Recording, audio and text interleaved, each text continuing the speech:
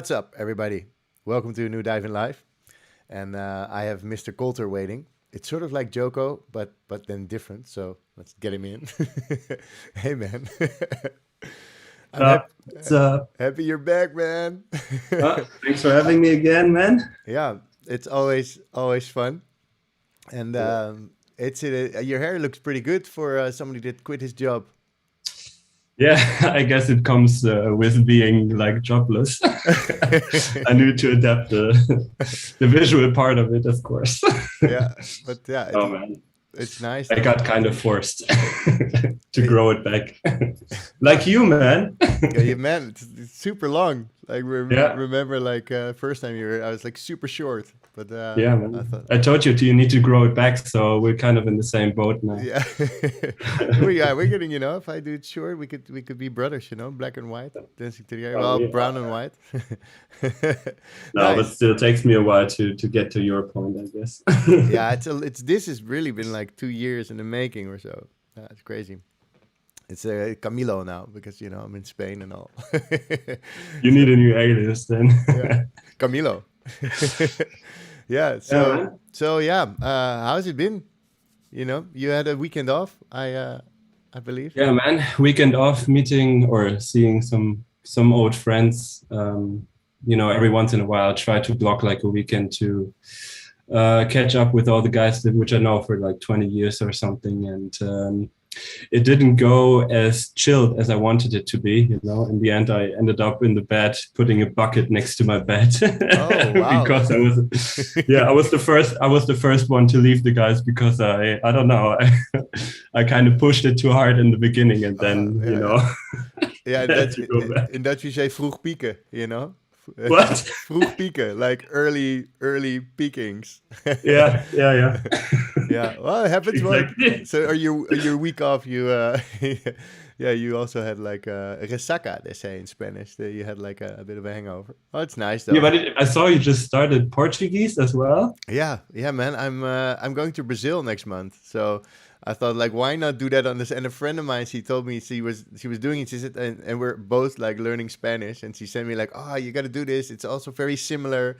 So it is pretty similar, but Yeah, that's I think also the hard part, because you always want to go back to Spanish and yeah, stuff, and when do I have to change, when not, and stuff. yeah, But I really admire it about you. I told my girlfriend before, like you pick up a guitar after 7 weeks. I saw your yeah. video. You can play it like a fucking what's his name, Carlos Santana. Carlos Santana, well, not yet, but And getting there. you keep at it. I Yeah, downloaded when I went to Costa Rica for a vacation. I downloaded the Duolingo app like you. yeah, You remember, right? yeah, yeah, Yeah. After the vacation, yeah, bam, case closed and yeah, everything was dropped. But you keep at it. I yeah. mean, you live in Valencia, but Yeah, uh, it makes it easier though. But yeah, I like to pick up stuff. But I did thought today I was like doing Duolingo's Portuguese. Then I went to the Spanish one. I'm like, what am I doing? It's like maybe it's a bit too much because it's the pronunciation of Portuguese makes me a bit like it's pretty heavy. But once I'm there, I think it will be nice. I'll be there for like 3 weeks or so. So who okay, knows? talk to you again in 1 month, and then let's Yeah, see. I'll send you some Portuguese messages. Yeah, Yeah. yeah, yeah, Yeah, yeah. I'm just gonna forward them to Talo since he's from Brazil, so he can judge it better if you're good or not. If yeah, I would exactly. just say, yeah, cool, bro, go at it. Nice one. And then you check it with him, and then I'll set some really weird stuff. But and how is it for you? Because I have time, I of course I teach and I make music, but it's nice to work from home and to sometimes I'm like I sit too long at my desk and my back hurts. I go, you know what? I'm gonna sit on the couch in the living room, make some food, and do some Spanish. That's how I was gonna basically say, it you does. sit all day at the computer, man. I'm just gonna change now and go to the couch, and Yeah, but you can imagine that's fucking great. wow, Yeah. this is gonna solve all the back problems, I swear. Yeah, well, I sit on the couch is like a bit more laid back. This one is also laid back, but just a change of scenery. Yeah, So, change of scene. Yeah, that's enough. but you got to keep yourself busy. If you don't have a job, your job is your life. It's Yeah, man, hard, you've been man. doing it for way more than I have. I Hmm. only just quit it, so I need to adapt to having more time. Actually, I always did it after work. Yeah, Coming home, and it was kind of a compensation to what I had to do for others. Yeah. that I can finally come home and do shit what I want to do for myself. Yeah. But now I don't have the stuff which I need to do for others, kind of, you know. So I always have to. I'm kind of setting up my own plan now for the day, you know. Like I even make like the bed, you know, which I never used to do, you know. Yeah. But it's like the first point in the morning, and then you know this is done, you know. Yeah. Feels good, like a list that you can work off, you know. And it's kind of good to have you like routine points which you can just monotonously work off, you know, even if it's doing the laundry or something, you know, anything.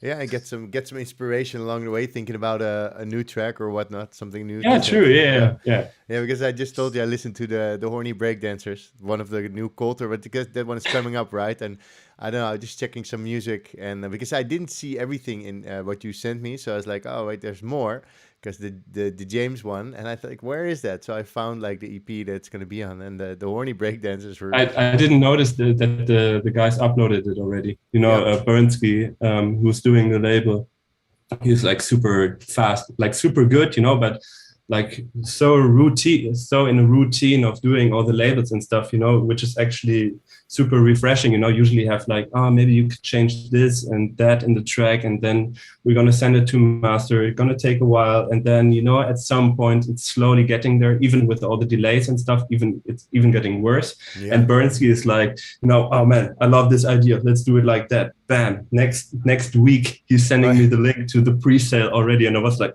what the shit? He's got some magic connections and in vinyl land. Yeah, this as well, I guess. But Yeah. I guess he's just super productive in that kind of thing. Yeah. He told me he's even though of course he loves DJing, you know, he feels himself a little bit more in the studio. Yeah. And I guess this is like one of the reasons why he's also started his constant studio thing, Oh, you wow. know, to be able to help others a little bit with it and stuff. Yeah, nice. So I guess he feels a little bit more comfortable, you know, Like doing like the work behind all the DJing, you know, from production to schools and all this kind of stuff. So. Well, he's been at it for a while, you know. I think he's of course. You know, everyone who's been slightly into music knows his name at some point. Or one not of only for garage or breakbeat, but house as well. You know. Yeah, he's got so many aliases also, and together with other people, you know. There's and he's a super nice guy. I met him once at the District Bar in Leeds.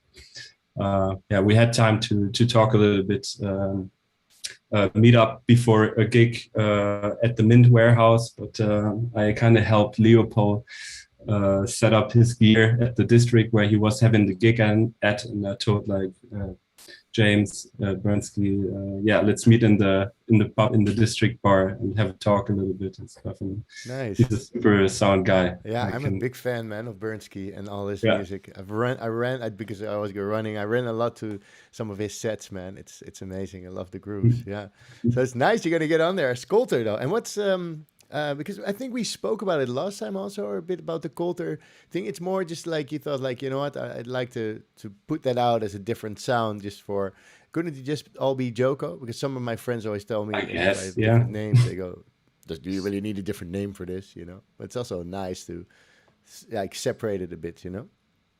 Yeah, in the end you don't, of course. But it's always, of course, a little bit nice to start something new, you know, like not rely on like a name that you've maybe built on before and stuff. Let it go its way and stuff, you know. So at some point they're going to connect the names and stuff, but it was nice to have a little bit of a fresh start. You know, if you would have asked me like 5 years ago or something, I would have said, no, just going to do everything as JOKO. I don't give a shit. In the end, it's me, you know. Yeah. Just going to leave it like that. But fuck what I said yesterday, kind of, you know. Yeah. So, no, we can always change our beliefs, no? Our viewpoints, I guess. I think that's the best. People that never change their beliefs are scary, man. You know, you're like, ooh, you know. Yeah, of course. Nobody wants to stagnate or, you know, but I guess it's always easy to rely on something which has worked in the past, but well, I think it's great, and I think we should get to the first track that I have set up. Let's do Get Out James. You were playing in yeah. Cool. We're gonna put it on. Here we go, guys. Get Out James.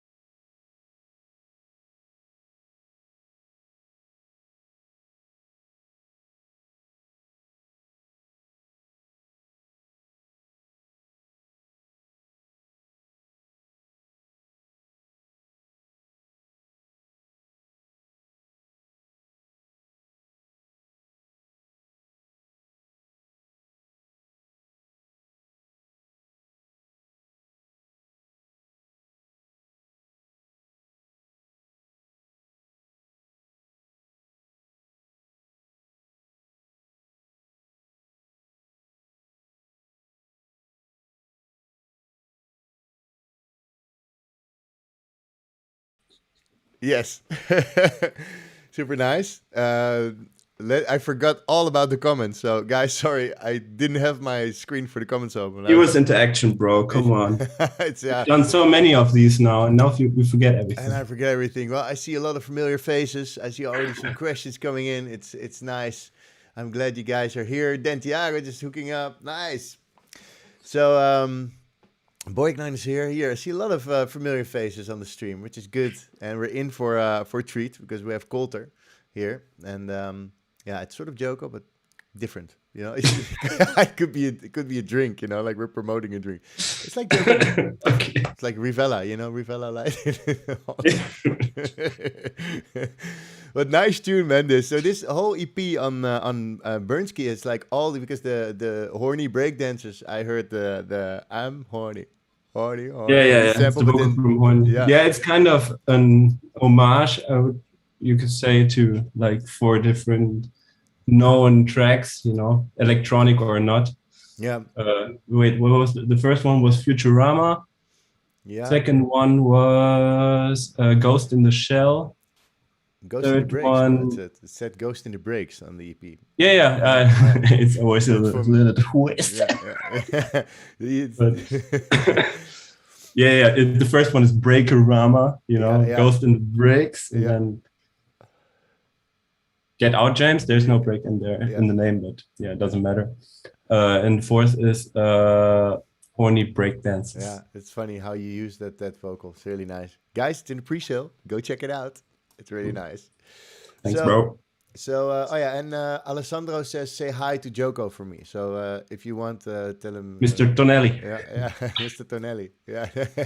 Up, brother. Super nice. All right, so let's get into it because you did like a poll, right? For what people wanted to Yeah. But Yes. could you open all the tracks because usually Yeah, come on, let's share that. click share link. screen, and then when you get Yep. a pop-up, you have to click the share sound option. Yes, I'm Yeah, you're pro by now. routine, brother. Let me move us a little bit to the side so we get a bit smaller and the project gets bigger. Because sometimes people say, yeah, the project's we can't see shit. Why are you even doing these streams? You talk too much, bro. You talk too much. I get them all, man. No, just for your info, I love that about Camiel. You know, I wouldn't do this if it wasn't like this. So Yeah. There's one guy that really been bashing me on the Sydney Charles episode. He's like, you talk too much, and yeah, it's not a competition. And he's like, whoa, really went off. But you know, yeah, it's okay. I just think he had a bad. we love you. We love you just the way you are, bro. Yeah, I will So just don't change. keep on going also. Oh man, Okay. Systematic. Oh, that's actually like one that I Oh, really. okay. I forgot to load the other one. Systematic wasn't on the top one. Okay. But I get super I excited. mean, we can still start with this one, I guess. Let's turn the master down a little bit. Okay, I've already done this because I think. Let me do a little sound check if this is all right. You know, the volume. Let's see if we, there we go. Yeah. All right. Yeah, super nice. Super Okay, nice. cool.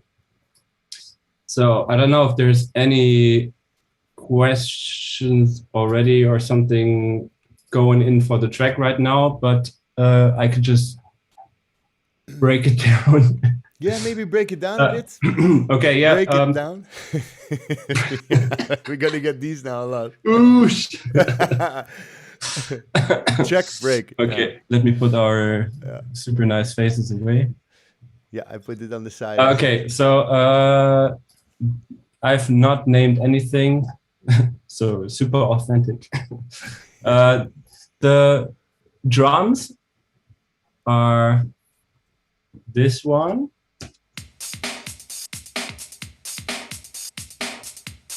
Which is almost taken as it was before with the low cut. You see there's just really nothing on there besides like an EQ which cuts out the low end. But let me look how it was before. I don't know.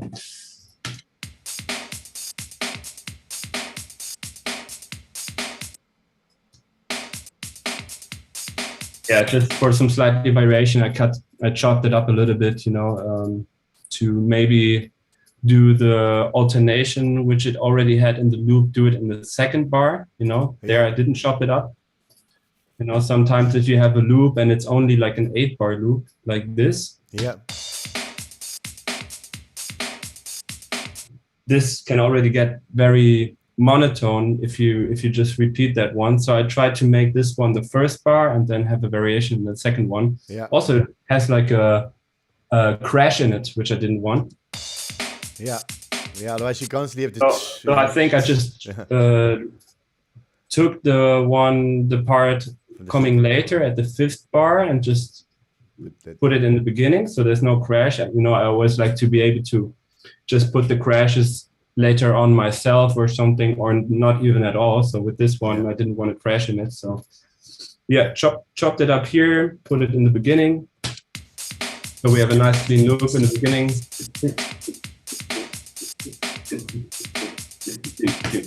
And there's a slight variation in the last part of the loop, you know. So out of like an 8-bar loop, I made like with this very super simple trick, made like a 16-bar loop. Yeah. Then it's working together with the other breakbeat, which I found. Ooh la la.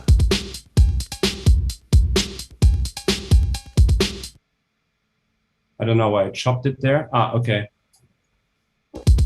So Where just for double kick. Where do you find these breakbeats? Will Atkinson ask. These ones are, where are they from? 0G. 0G, bro. What's up? 0G, bro. It's like these. That's these old school sample packs. Okay, I took the kick from it as well. You know, put just a slight drum bass on it. You know, I love the drum bass from Ableton. Yep. Just with the standard setting, you know, just give it a little push, you know, and I also like the damping usually.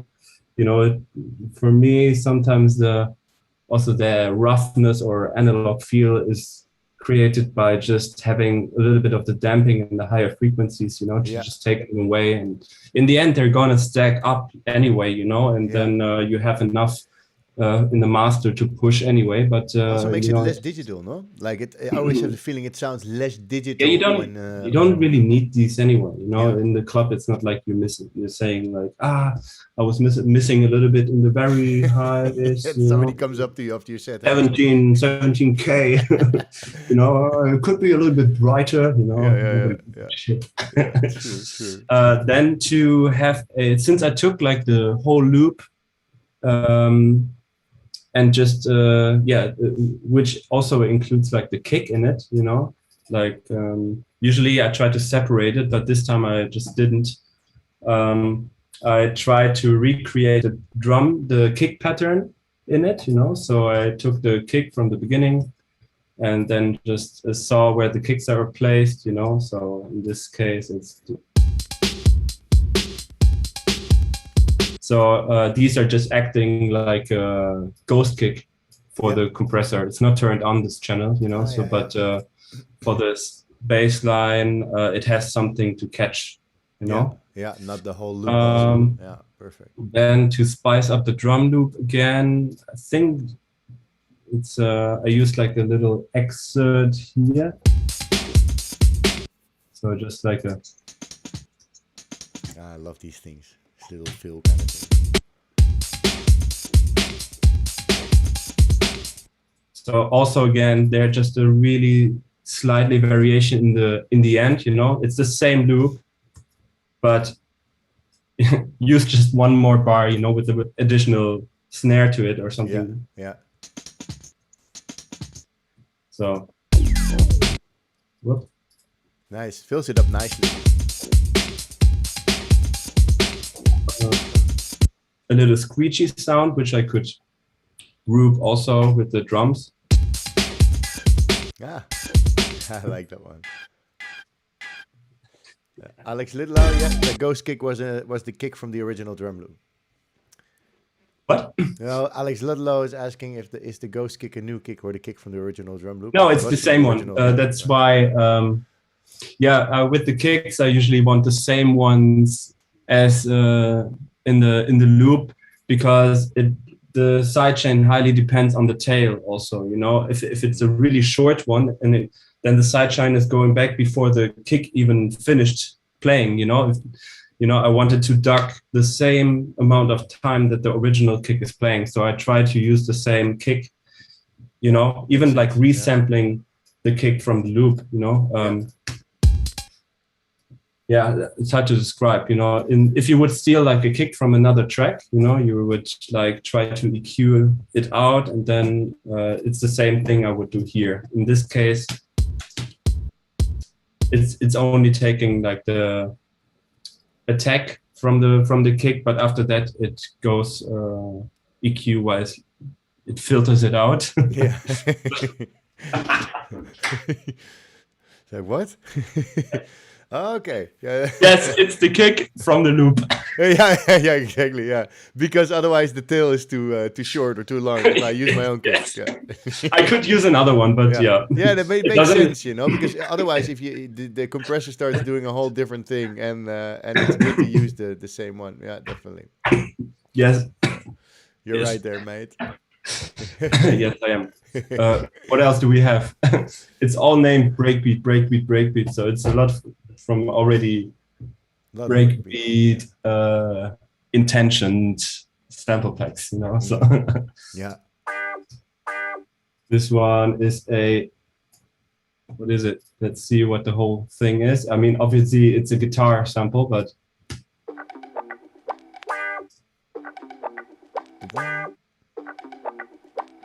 okay, yeah, just a short little kind of chord filtered.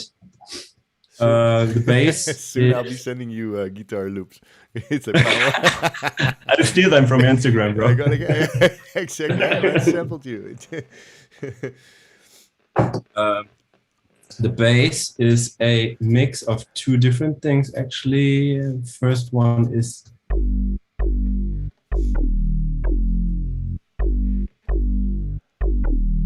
this one's even just a 8-bar loop. What's the other one? Are you able to hear it? Yeah. Okay, so it's just since it's only like an 8-bar loop, I try to at least, you know, put something in there which is constantly changing. With this one, I try to do it with a phaser and a chorus, you know, just to put some weird effect on there, which always plays the same time the bass is playing. Nice.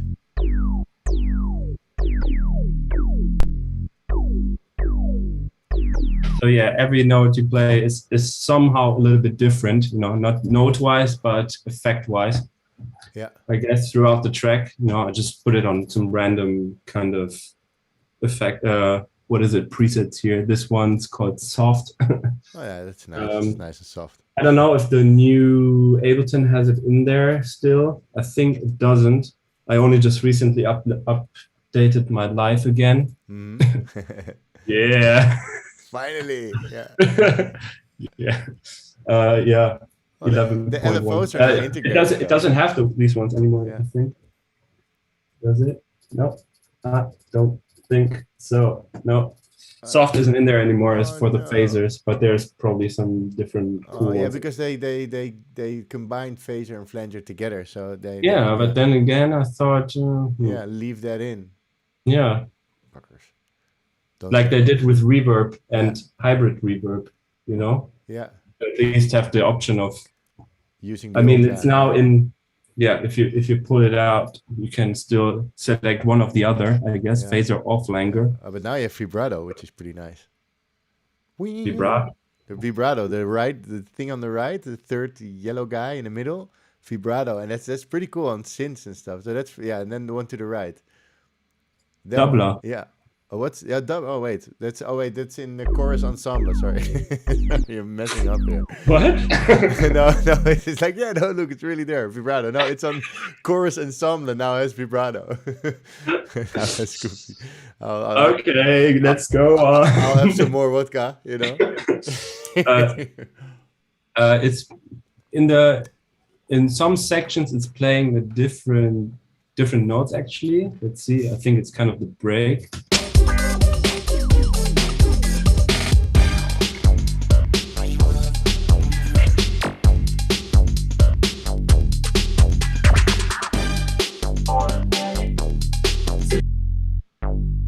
same bass as the other one, just without the little chorus phaser stuff happening. Then, of course, the classic breakbeat step on the first.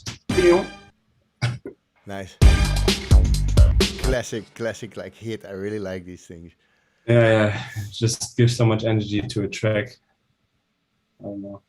I use them way too much, man. I should stop it. But then again, it always feels right to start the bar, to start the loop with a nice funky hit, And do you have a special place where you get those hits? No, everywhere, man. Just just browsing. Put in orchestral thing or something. Yeah. Okay. Actually, there's not so much happening here. Maybe in Splice or something. I started using Splice again. Kind of deactivated my abo, my plan that I had with them. Yeah, but then only just recently rediscovered it, kind of, since I have like these little phases where I want to do everything myself. Then I have these phases where I just want to browse through some nice samples, just chop them up or whatever. Or use them as a whole. I don't know.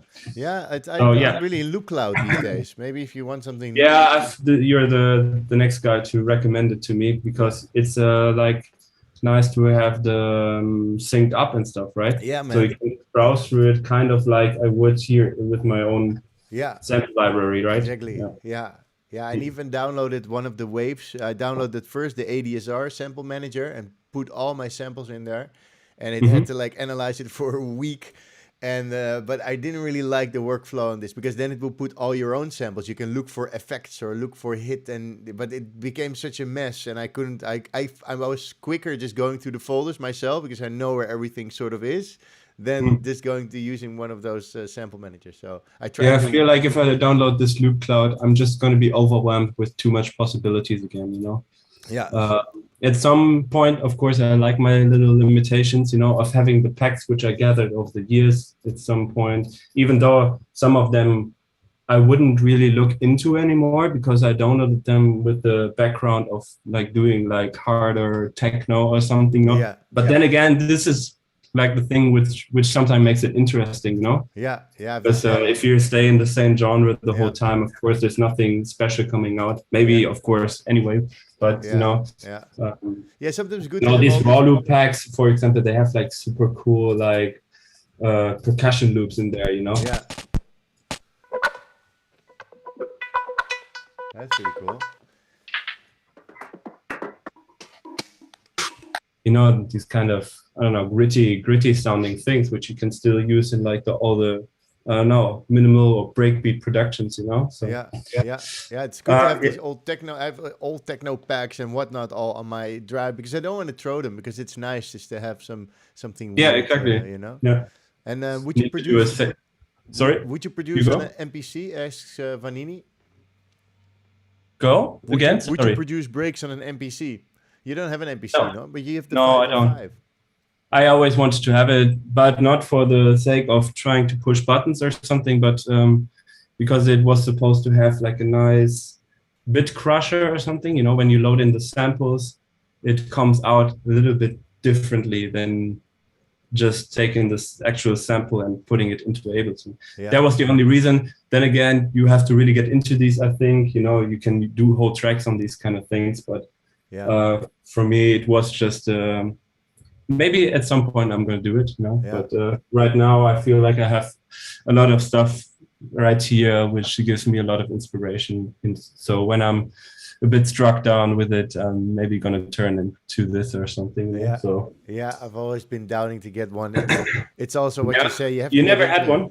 I never had an MPC. No, I have an Electron, which I use to put samples in, and I did some jams with it, and it does make your sound a bit more gritty. It's nice, but it's also like a lot of work. So using hardware, it's cool, but it's also like, you have to sync it up, or if it doesn't sync, then, it's also like, I like that. Also, of course, it's like with the old sample CDs, they're never in time. You have to chop them up. I mean, that's part of the work, which makes it a bit more cool as well. Yeah, true. But whatever floats your boat, mate. I couldn't have said it any better.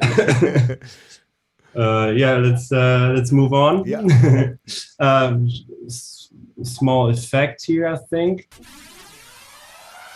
Whoa. Like a little jet taking off.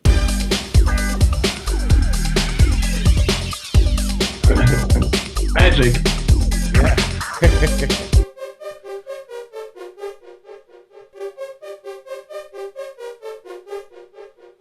think we had it at the same time last time we spoke.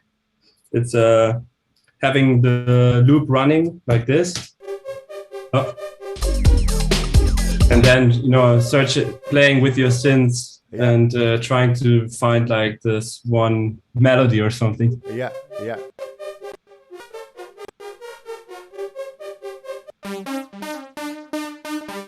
I should have taken this, man. This is.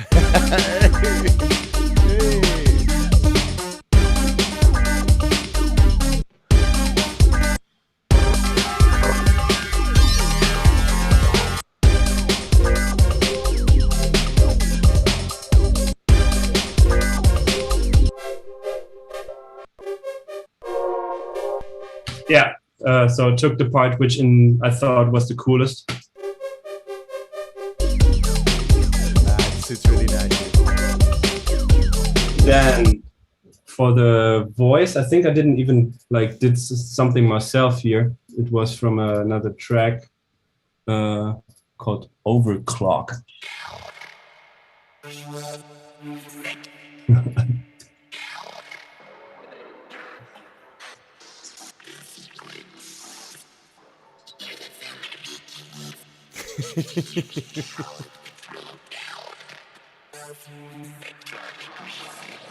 Electro Empire. Yeah, if anybody's interested, this is the original tune, Overclock Resonation, vocoder a cappella.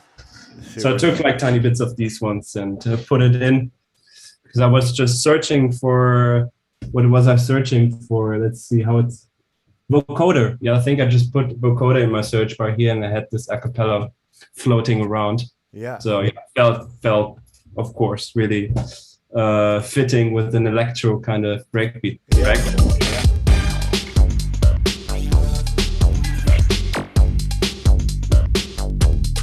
And this one's me.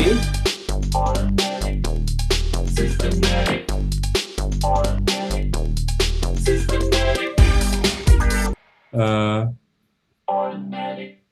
Systematic. Automatic. Systematic. I'm not sure if I should put the vocoder off right now. Yeah. Automatic. Systematic. Oh. Automatic. Systematic. It's pretty good. Oh. Thanks, bro. Automatic. Systematic. Automatic. Systematic. As a carrier for these, you always need like a carrier for the vocoder, whoever is new to the vocoder, which is also supposed to be a really bright one, so if there are no bright frequencies in the instrument, which is the carrier for the vocoder, then it can't translate all the high frequencies to it, so if it would be like a filtered one, you wouldn't understand anything. Let's do it.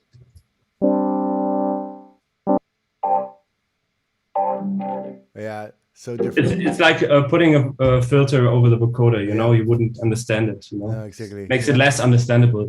I mean, you could want it like this, but usually you want to be able to understand the vocoder at least somehow, So, a lot of compression, drum bass on the vocal. Yeah, I don't know. Super cool. Just push it in some ways, like any other instrument. Chorus. Still the old chorus as well. Yeah. EQ, delay, a bit. Yeah, little too white special. one. It's cool, man. It's like it's yeah. I really like the way there's you chop up a lot of samples and you're very creative with the audio parts of things. But then you add then you just start jamming or on your gear or with your voice to add like very spontaneous kind of things. And I think you get to a really nice, you get all these happy accidents that happen, or these things you're like, oh, now I found this, or and you don't get this if you don't play around, I think this is like a really good example that how playing around gets you somewhere in life. I guess it's always a little bit also about Yeah. spontaneous things happening, of course, like you said, happy mistakes, you know. Yeah. It's also a nice way to describe, to how do you say, to in another way describe that I can't sing, you know, and I have no other option instead Yeah. So, hey, using a well, vocoder. I used autotune at some point, but I don't know, you know, it's still your voice, you know. man, I've also tried it, and I used autotune, but it's like, okay, I shouldn't do this. I just don't Okay, have. I don't. I have try it every time, and then I convincing No. voice. Yeah, it's like, no, man, you can hear it's me, and it's lame. Just I just sound really lame. Also. So I just use vocoders and stuff. That's okay. Maybe someday Yeah. I like it. But knows? yeah. Okay. Next part. Another.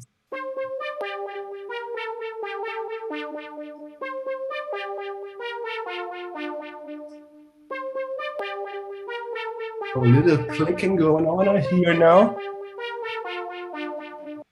Same again here, you know. Yeah, I just scrolled through your presets. Okay.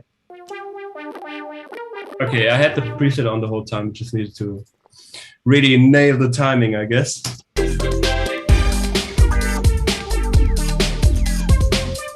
Little scratchy here.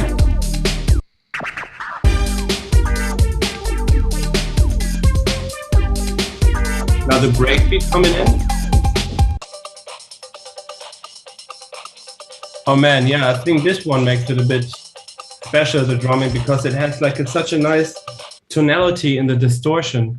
Of course, it's kind of like a percussion or something, you know, but if you really see it in like the whole concept of the track, I think this one elevates it so much instead of just the usual shaker or something that you would put in at that point, you know, so...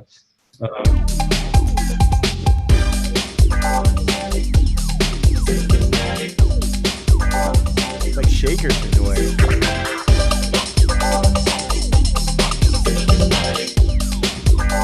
It's just a little did it in. Yeah. You know, the tonal percussion on it I thought was super fucking dope. Yeah.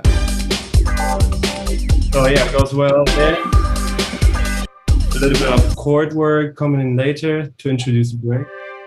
And then you tune also these loops, these last tonal one that you tune. Let me see. I think it was a bit. Yeah, -6 actually. Yeah, so you do tune it a little bit to your liking, eh?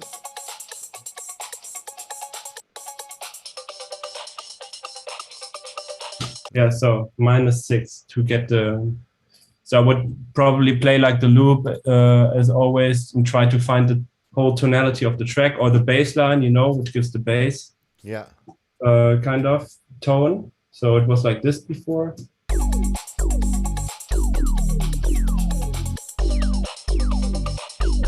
Yeah, it sings better in. Click.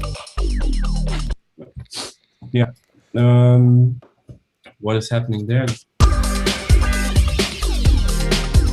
There's the blue again. I think we talked about it last time. Yeah, man. I'm using Predator 2 also a lot now.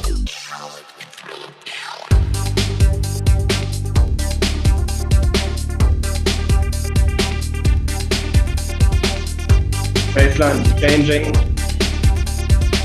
And this is what I always love to do at tracks. And I don't know, the guys or girls who've listened to my tracks maybe kind of hear it sometimes, that I love to go like when the bass is of a track is, for example, C, that I love to go with the bass at some point on A flat. You know, it's 4 semitones down, and I think maybe it creates like a major kind of chord or something, but it does like something to a track which elevates it into another, what do you say, without even adding changing anything from the chords, you know, which is happening upstairs kind of, you know, but just by changing the bass line from a steady C to a A flat, it always does something special, you know. Just Nice. play a chord in C minor, go to A flat, and it always creates something really cool. I can't describe it. Yeah, It's fucking music theory. yeah, yeah, changing the And I bass don't want notes, to yeah. get too deep into it, Yeah. you know, but I always go back to this kind of thing, which I need to stop doing, but I always Yeah. thought it's super cool. Yeah. So for the break here, I thought it worked super nice.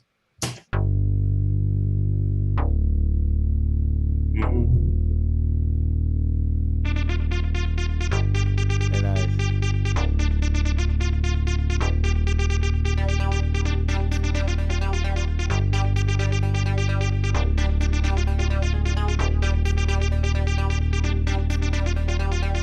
I forgot I did the little half tone up here, which I thought looked sounded cool.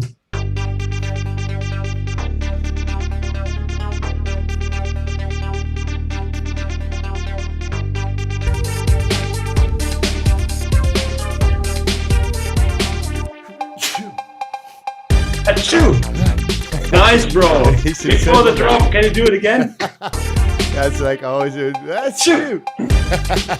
I recently listened to a track which was called like Sneeze or Hachu or something, you know, which features exactly that, you know, like a little. That's smart. I think even like with a vocoder or something. Yeah, yeah. It's a sneeze into a vocoder. That's a pretty creative one. Yeah. Hey, I got a question from Ollie Nick for you. Yes. What order do you build your tracks in usually? Like in what order do you start? You have this masterclass you did, right, for future music. I think there he can see really nice. Yeah. I didn't promote it so much or something, but if you go on Google, search for DJOKO space studio or so. future music space track. Yeah, and then you probably maybe It will come or something. Yeah. Of course, it's always changing, but usually I start with the drums and drums mostly to create like a basis. Even if it only acts like a metronome for anything that's coming afterwards, you know, it could be a bass line. Usually I like to do like a nice bass line with the drums, you know, and if I know the track can work with only the drums and only the bass line already, then I know like, okay, anything which is coming now is just going to be the little bit of the cherry on the cake, you know? Yeah. But I wanted to work with these few elements already, you know? Of course, it's always like, okay, if the drums don't work in the beginning, if they don't like get you in a groove or something, you shouldn't even move on with it, you know? But fair play. Yeah. And of course, it's not like the synth can be super shit then afterwards, you know? It's like hard to give like a recipe there, you know? Yeah. I usually start with the drums, kick, clap, hat. Yeah, kick, clap, hat. Yeah, you know, like create a nice basis. Yeah. Maybe I scrap them afterwards. You know, sometimes there were times where I thought like, man, the clap doesn't even need to be this powerful, you know? So out of 3 claps which are layered, I kind of deactivated 2, and I thought, you know, it's enough. You know, it's nice. Yeah. Sometimes it can too much put the accent on the second kick or something, you know, where I thought like if it's a nice little floating kind of thing, you know, it just wants to sit nicely on top and just be part of the groove more instead of being like too separated from each other, you know, and to put too much emphasis on the second kick. I used to do this all the time when I started out doing music, you know, have a really, really loud clap. Yeah. I still do a little bit, but I kind of figured like sometimes, you know, even if it's like a super small one, which is bit crushed, you know, it's enough, you know, and it will do equally as much on the dance floor as any layered one will do, you know? Yeah.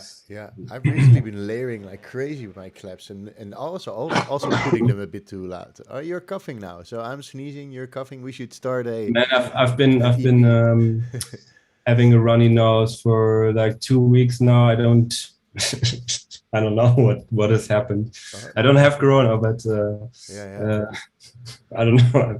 Well, you know, maybe. I don't feel bad though. It's okay. Yeah, you look fine. You look fine. So we got and also. Shall we jump into another one? I think. Yeah. Let's jump into. So we play also one in the beginning. We can wipe our noses and just like have a little break. And also, Muscular is saying they were playing some bangers from KOLTER in Rave Art Festival last week in Spain. And soon you'll be playing Malaga and Sevilla. Art? Raveheart Festival. Yeah, somebody else was also talking about it. That here, KOLTER, we talk about you a lot here in Spain. You soon will be playing in Raveheart Festival, I'm sure. Well, guys, let them. Alrighty then. Let them. See you there. Call the booker. See you there. Hasta Malaga. You know. See you, Malaga. Hasta luego. Hey, Villa UK is online. He says hi. Nice. Andres is late to class. Nice, you guys are here. Let's listen to the next one. So we need to chill out a bit. So maybe we should play. We should play Yin Yang. But I think that Passenger is a bit more relaxed. So maybe we should go for Passenger, right? No. Yin Yang. I think we should leave that for the end to. Oh yeah, to like relax out. Yeah, cool. Okay, so we go for Yin Yang, guys. Coming out soon, Okay. right? I'll load the other project then as long. Yeah, perfect. Cool. All right.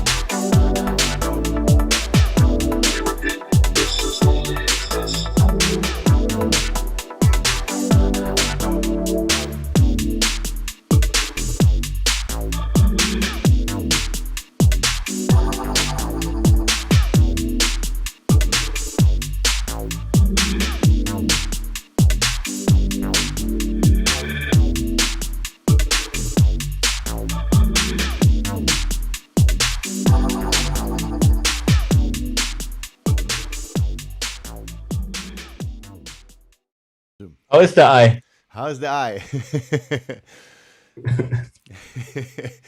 Nice. I really like this one. This is a really so this is coming out because Greg Byron asked, when will you release the 007 track? I think it's now on pre-sale. I saw it. I was checking out today. It's on Juno for pre-sale, but it only just appeared there, so I don't think it will be any of the next two. It won't be any of the next 2 months. So, but it's there, you know. So it's gonna be in process. So yeah. gonna be still a little while until it comes out. First of all, It's only a the test. young. It's only a test. It's only yeah, it's only a test right now. But yeah, man, I got these from my dad actually as a present for That's super nice. pursuing the music thing. Well, Some people thought I was quitting music or something. Oh, they read it wrong. Yeah. Yeah. But it's a very. And then again, when I read it in a neutral kind of state, I thought, yeah, of course, it also makes sense to just I quit my think job. that I was doing it as a job, of course, and that I'm quitting it. But Yeah, it could be. Yeah, hey, yeah. bro, Yeah. not yet. No, not yet. Let's give it some more weeks. Yeah, It's only a test. But very Give me nice. 2 more parties or something, and then I'm Yeah. fucking fed up with it. No, but it's nice. It's very, very smart of your dad to give you this because it's really good for your ears, man. Yeah, he's the best. But Yeah. these are only just like minus 10 dB or something. You know, you can get the ones obviously which I think make it not fun to listen to music anymore. Yeah, I have. To be honest, I haven't tried these Yeah. yet in the club, but Yeah. I'm gonna take them to my next one and see how they work. Yeah. But it's always like you don't want it to be sounding dull, you know. You just want Yeah. it to be just a slightly little bit less, you know. So it's not like you wake up with a fucking tinnitus No. in the ear. Yeah. Yeah. I don't need the music that loud. I want it to be loud, obviously, you know. But Yeah. But you don't want it to be sounding super dull. I have mine. yeah, but to be honest, man, in my favorite club here in Cologne in Gewölbe, there's I don't know, it's 100 decibels, which is also, of course, not quiet, but it's actually like a sound level where you can still like talk to each other on the dance floor and understand each other as well, without like spitting like everything in your neighbor's ear. You know, like especially during Corona times, I guess it's a good idea to do it like that. But you know, good sound system, or that it's been adjusted really well. If the sound level doesn't really need to be that high to make it sound good, to make tracks sound good, you know. Yeah, exactly. And 103 and 105 can already be way louder than 100. It gets like really, the difference becomes so much greater when it's like if 102 is already like super loud, I believe more than 100. Actually, it's a really big difference. Yeah. Hey, and so in Cologne, are you gonna do more parties also? Now it's your job to do music only. Let me close. We are actually having one in April. So very soon. I mean, we only just opened here in Cologne. I think, yeah, in Germany in general, you know, Berlin was 1 week ahead of us, I think, but yeah. So we only just reopened. So of course, right now you have to plan way more ahead and stuff, you know, with the music being the job right now. So yeah. I always try to squeeze it in somewhere or leave some space for these kind of Cologne gigs, since I really want to, you know, it's my hometown. I want to exactly. I want to die in Cologne, you know, it's or around it, Cologne. You know. Yeah. You know, it's my home, and so I really want to do parties here and push house music a little bit, you know. We have our fair share with everything, of course, but can never be too little house music here, no, you know? in Cologne, no, you got to keep the house music in Cologne alive. I played there once, like I think it's. I know. What was it? Reineke Fuchs? Reineke Fuchs, yeah, for Faceback or so. Yeah, it was a nice party. Yeah, man, you should come over to the next Hoof one. Yeah, I will. When in April is it actually? 16th, I think, or 17th of April. It's a week too late. It's gonna be the Easter Sunday. Yeah. So I don't know if you are gonna visit your parents or if you're gonna. I'm going on the 5th to Holland, but the 10th I fly out to Brazil. Otherwise, I would have. Okay. I would have been. I had to really Everyone else is highly invited, of course. Yeah, guys. April, Cologne. So bring house music to Cologne. Let's do it. You know, but you know, if you're gonna do one in the summer, I'll definitely would love to join. I'm gonna be back in Holland maybe for June and August as well. So, you know, let me know if you're doing something, then I'll come by. We'll have a beer, and we can check our earplugs, see if they work. Earplugs comparison. Yeah. No, mine are way better. You can wear mine for a bit. What? What? I can't hear you. Mine are so good. Yeah. Mine even have noise cancelling. What? That makes sense. Yeah, well, some you Okay. can also DJ with. You get the in-ears ones, but I don't know. During DJing, I usually don't. I don't wear them. All Okay, right. bro. Anyway, let's. Let's jump into the Yeah. track. Okay. Okay. This is This the one one is My Love Your Pain. on Stassi's. On Stasis Right. up the Stas, yeah. Okay. I was too loud. My girlfriend shut the door. Okay, so the cake is sampled from Matt Villa, I think. Oh, nice. Anyway, but this I started with, or let's say I started with this.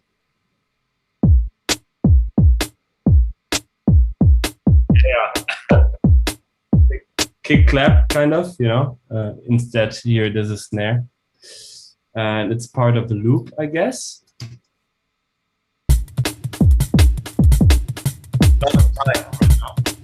Sounds like But an almond break kind of thing. Layered with this bad boy.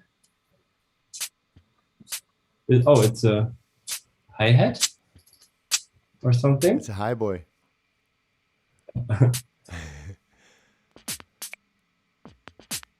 Okay, yeah, just a kind of a hi-hat to give it the high frequencies, which we were talking of. Then followed by some percussion, probably, like some analogy.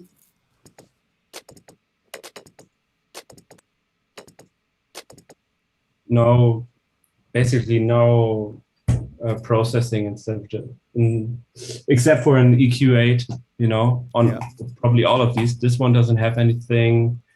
Okay, this one has a low cut, a high, crazy one. The snare doesn't have it. The kick doesn't have it. Yeah. Less is more, guys. Process. Yeah. So work on the track, you know. Not working already. Then we go have some hi-hat action to give it a little bit more groove.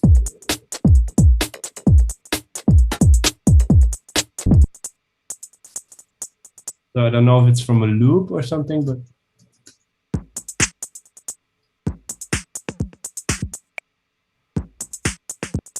yeah, just a hi-hat that I like from it. And then I manually copied it.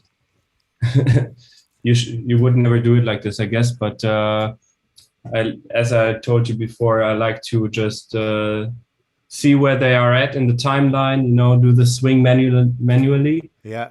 See, like with this one, it has a different swing, the first one, than the last one. This one's way more pushed to the side than the first one. Yeah.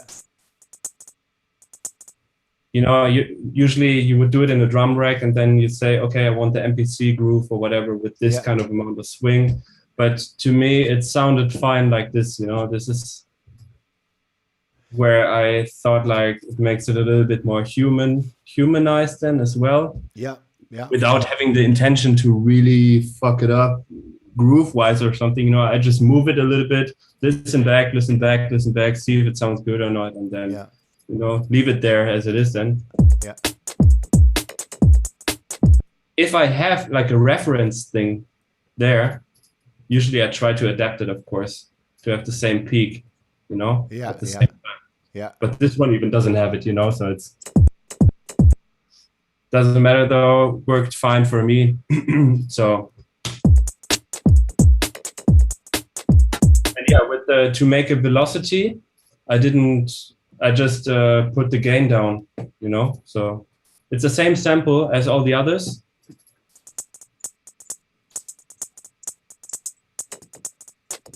I just instead of, you know, having the velocity on the impulse or on the sampler or something, you know, I just manually put it down, because what I like is, you know, if you have a velocity, you still can see the visual aspect of the sample, you know. So right now, if I have the track to DJ, you know, I see like how loud it is, you know. I always need my visual reference, you know. That's why I also have on the master like the Maxwell scope, which I showed you in the earlier Dive in Live session, you know. So I can exactly see how small the ones are that give the groove and stuff, you know? Yeah, yeah. So you like to have your velocity also visualized, so it's a bit more. Yes, yeah, Yeah. like everything. I Yeah. don't do it with a spectrum. That's why I don't have the spectrum on here. I like to see it as when I DJ, you know? Yeah, like the waveform. Yeah. Right now it looks to me, okay, if I would play this right now without knowing how the track goes, I thought like the loudness and of all the elements, it seems to be a good track, you know? Yeah. Without hearing the track even. Yeah. So Yeah, you can see it on the waveform. looks like it has a good balance, you know. So It's this is interesting also that you use this because I remember that I got this from one of the projects that you sent me in the summer, and I've been using it ever since as well. And it's nice because always when you see a waveform, because usually when I render it out and I see the waveform, like maybe my bass is too loud. You have to go back. you have it directly in the project. Yeah, you and know? now exactly. So I think this is a really nice. So there's no how do you say unexpected peaks anymore, which you have throughout the track because you see it directly. You have the visual reference, you know. Yeah, it's super cool. It's something I told you in the last Dive and Live sessions, but I still am using it. You know, it's not like coloring the sound or something in any way, but it's helping me greatly to see the reference. Yeah.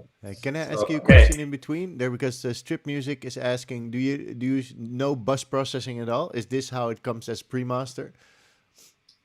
For this one, man, no groups. I think back then it was in 2021 mid-year or something in March last year when I did way back. But back then there was no way to group channels, you know, which I'm a big fan of. You know, to just say, okay, these ones don't go together. I group them, bam, and now I can bus process them together. Before that, it wasn't possible, but I never had found the time to really do like a bus for anything and then, you know, make it glue together or something. I think that's just, sorry. No worries, bro. I think it's just a waste of time, you know. Again, you know, this is the kind of small things which you think make a difference in the track, but actually, you know, if the samples are right, if they flow together nicely, you don't need all this shit. You have a good volume balance together or something, you know. Nobody's gonna put a pistol on your chest in the club and say, man, you should have glued this shit together, man. I was feeling like all this random elements everywhere. You know, in a sense, like the reverb of the club, even. And you know, if it's coming from a sound system in the club, it's already glued together, you know? So tracks which you think at home like are like really every element is on its own and stuff. If it comes out of a speaker system in the club, it gets like a natural reverb and a natural way of processing, you know? Like nobody cares in the club anymore. Okay, but do you think, because, you know, it is sort of like for mixing purposes, it depends on if you sound a bit more raw or you want to sound a bit more polished, sort of. But I think it's also like your volume balance is really on point. That you, like, just the volumes are so important that so the thing you do with the waveform, that you look how loud stuff is to make sure that nothing is really sticking out. I think that's the point why people want to bus process to sort of, okay, we have to tame the dynamics, whatever. And if you do this already with volumes, then you're actually already there, right? Yeah. So the mixing part is the most important one, I guess. Then, you know, like, for example, right now, the kick is usually always the loudest element. Not always, but in this case, of course, it also is. But then again, the kick, even though it's at 0 decibel, it's not reaching 0 decibel because it only goes until here. Yeah. You see my mouse, right? Yeah. So, you know, then again, it's not at 0 dB or something. And, you know, if I do it like this, it's still mixed at 0 dB, but it's just not as loud, you know? So it's all depends, of course, like on your ear, you know, how it feels. Yeah, I think you just have a really good choice of sounds and you use samples which already sound good, and then you make a good volume balance, so that makes it sound really good. So you know, there's multiple ways to roam. You know, I've never been to Rome from here, but you know, I've heard there's a lot of ways to roam, and I think, you know, bus processing, I think if people just focus on the music, if you glue the street to Rome really well, yeah. If you really build like one way to Rome yourself, you'll get there. And no matter how you build it, it's a way to Rome. You know, I think that's wow. you just need That's to have deep. really good boots, really good walking boots.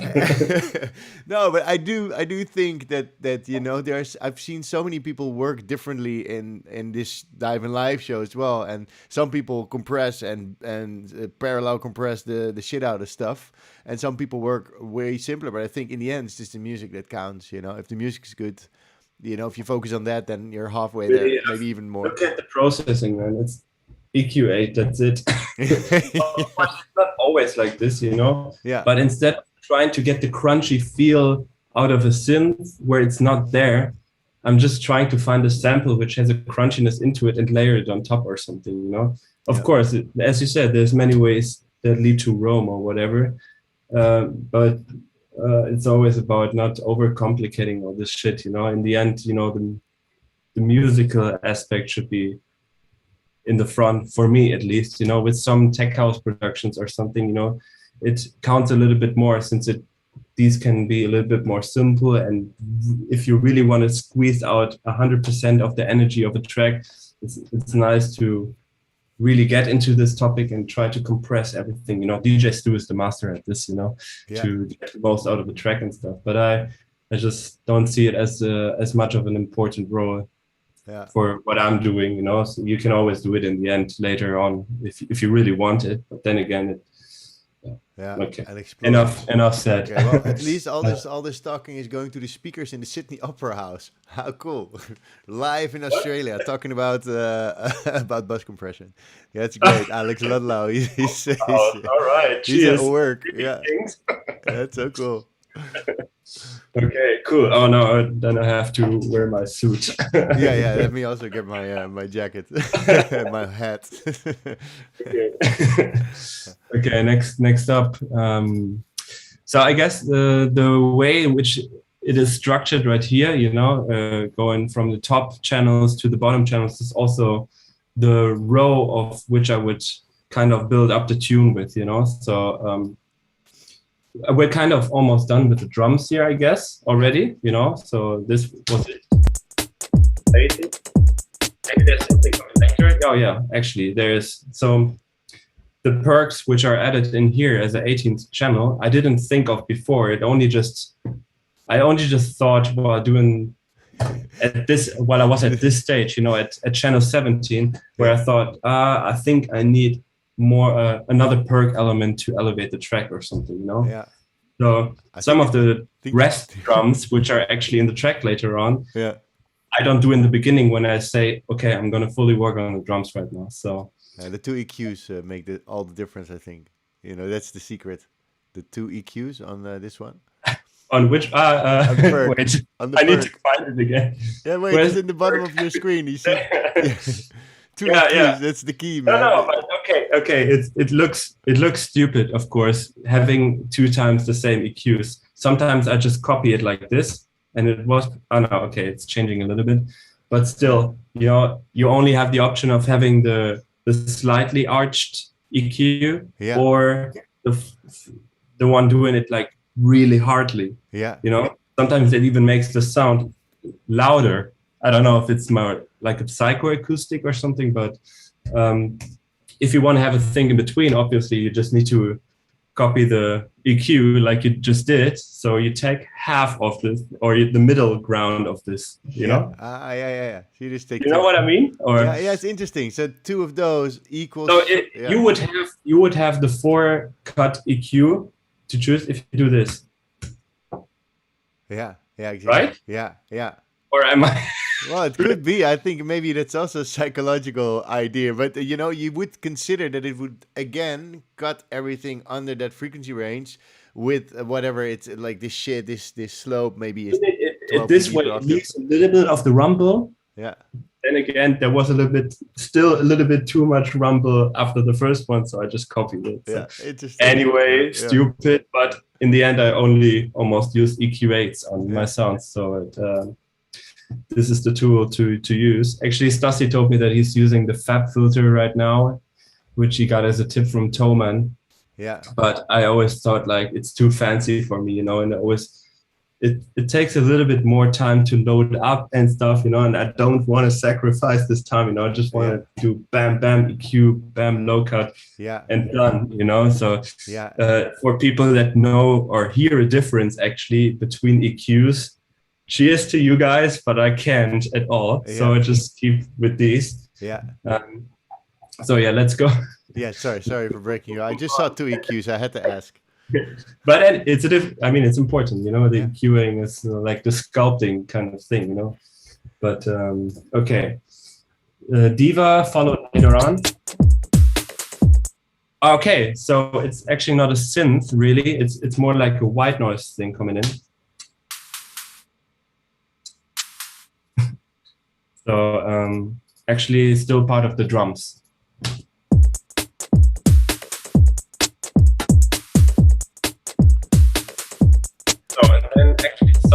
At some point there comes the phase where I want to actually play some synth in.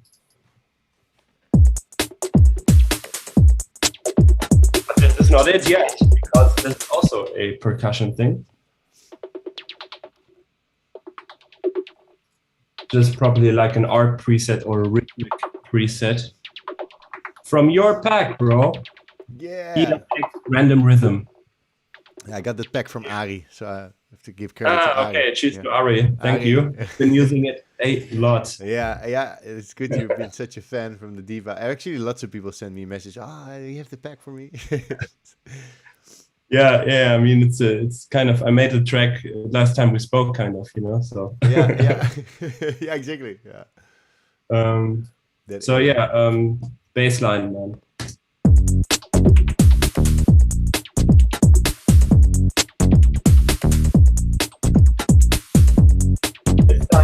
Just like a corner rock bass. I read, or usually never do, but I couldn't really hear you when you were speaking. Okay, sorry. This time it's just a 4-bar bass line. Okay. Usually I like to, with the 8-bar, change it up just one tone or just one rhythmic. Like for example in this case, let's play it with the kick.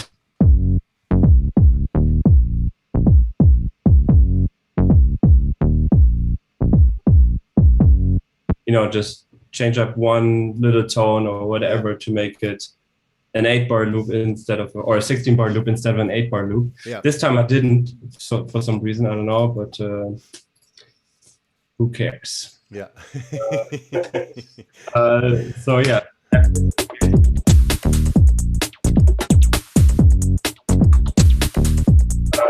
Next up, what I did was a lead sound, I guess, or what is it?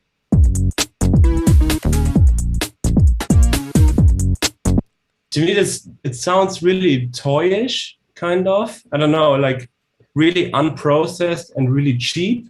But I thought in this occasion, for somehow it felt right, like, yeah, I can't describe it. Usually you want to put reverb on it, a lot of delay and stuff to let it sound cooler or something. But this stunt I thought was sounding more like easy, cheesy, cheap. Yeah, but it's nice. But I also have it always with your elements. They're always so like playful. Okay, let's skip what's coming later. I think after this I added some shakers here. Yeah, shakers.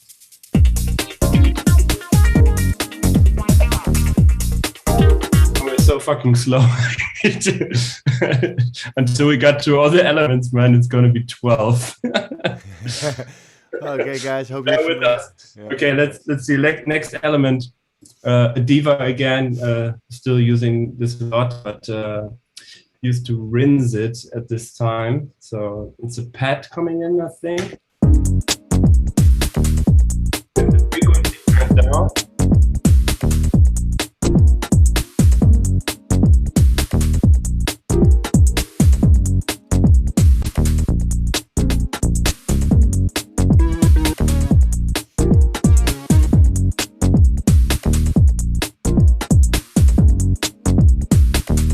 lover of pets, I can't deny. I don't know why it's deactivated here.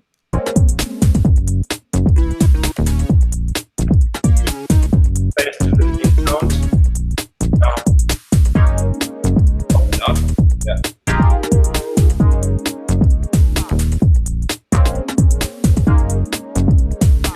Man, always these kind of pads and stuff make it fucking epic for me. I don't know. Love Super it. dense chords also. You play like really like I don't know. I don't know the music theory behind it, but there's like seems like suspended chords or added 13s or 9s. Yeah, man, these are nice. Yeah, these are yeah. Yeah, it's, you know, you could do the chord like this afterwards, but the little half tone here, I don't know if it's like, if you consider it a major now or something. I love it way more than if I would play like this. Yeah, yeah. It sounds less exciting when you use the more open chords. Like,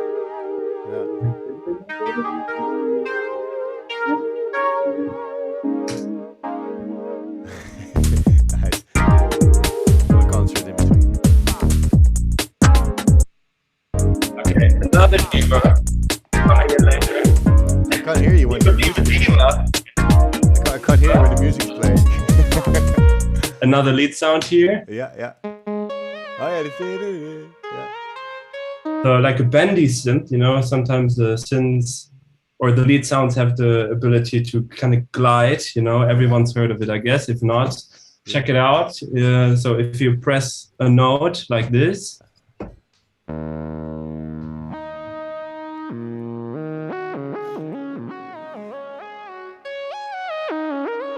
at this point, I don't know, do you call it legato or something, or portamento? It's legato, yeah. Yeah, so so the time for the bend is really small, but sometimes it can be a really cool effect to have it really long, you know, so it takes a lot of time to get up there. Yeah.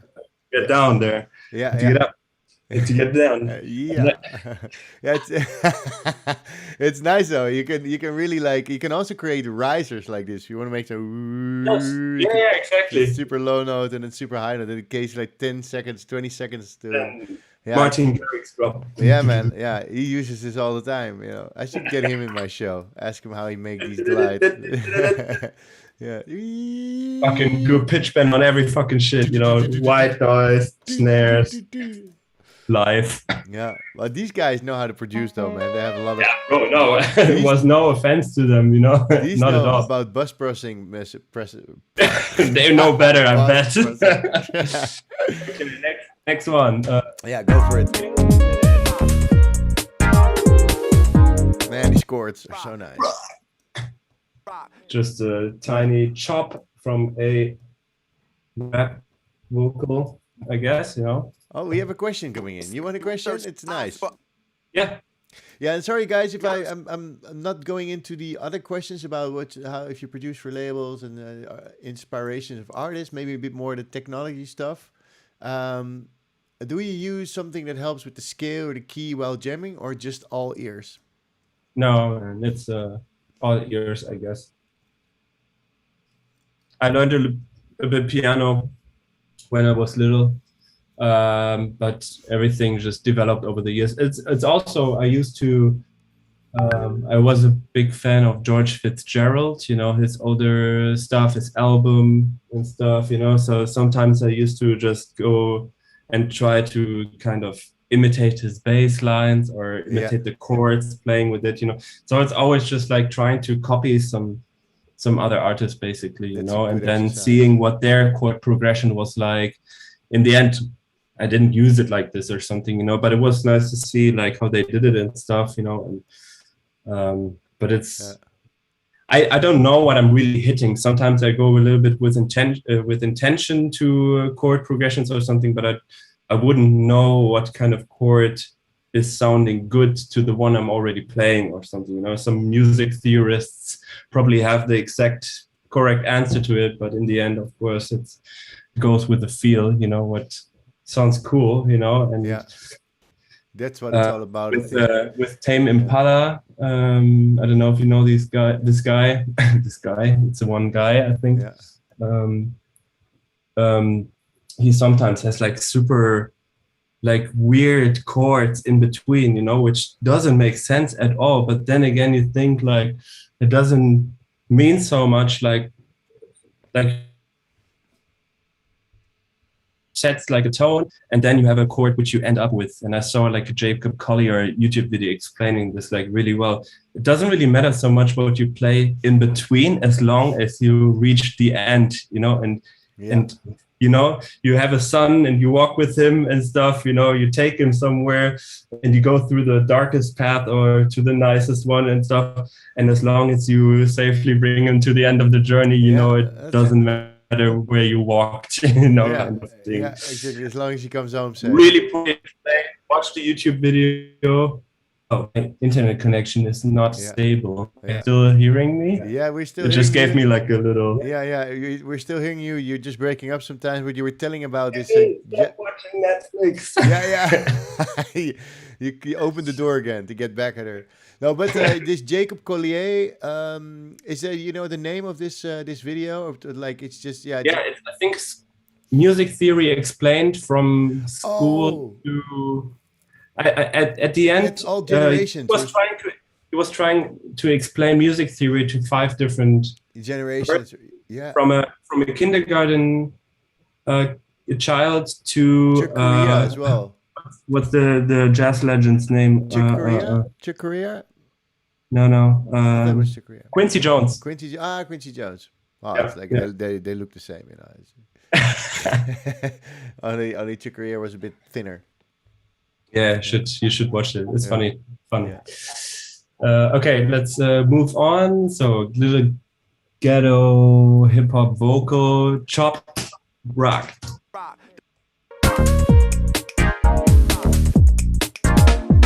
Sometimes these triplets are cool to use instead of just a casual snare drum like this. I need to use more triplets.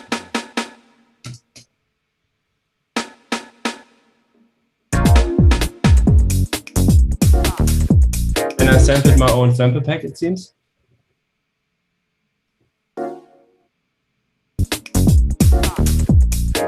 Then the same trick with vocoder. I think it was my girlfriend saying this. Let me see. Revolution. Nice, good one. Again with the analog below it. Your love of my pain. Your love of my pain. Your love of my pain. Again, as the carrier, just like the analog basic preset, or the basic preset from analog. Yeah. Really bright, I know, but you know, the brightness helps the vocoder to fully to make it understandable and to give enough frequencies for the vocoder to work with. Yeah. Your love of my pain. Diet Crisp. Get a girlfriend to save on vocal sample packs. Nice tip. What? Diet Crisp says, get a girlfriend to save on vocal sample packs. Nice tip. Yeah. That's maybe the best only tip. reason. the only reason that makes sense. Just kidding, then Diva again, some nice probably rhythmic or arpeggiator presets from your pack. Oh yeah. Nice. Yeah, also Mr. Joko asked 020, do you have any tips on good presets for Diva for making bass lines? I know you like the flabber bass also, right? I also have the flabber bass. This one's the basic one from Diva. I use a lot of the basic ones and your pack. Yeah, there's like, so much in there. Just gotta put the link under the YouTube video or something. Yeah, maybe it's easier because now everybody's sending me messages. But you know, just email me, guys, and I'll send you the pack. Yeah, then Tom Misch gave me a nice kind of new ones, you know, funk, soul, and disco or something. I use these ones a lot lately, not in these ones because I haven't met him yet before, but yeah. they're cool too. Then yeah, let's move on. Guitars, always guitars. funky Nice. guitars. This one's chopped. Oh, this is one of those rec files, or you sliced it? Yeah, nice. Yeah, it's basically I went through all the different states of the sample. And you transpose them as well, I see, right? Is that the whole thing you transposed first and then? Oh yeah. No, did I? Ah, yeah, Yeah. by one actually. Yeah. So I have like some. Where do I see it? Yeah.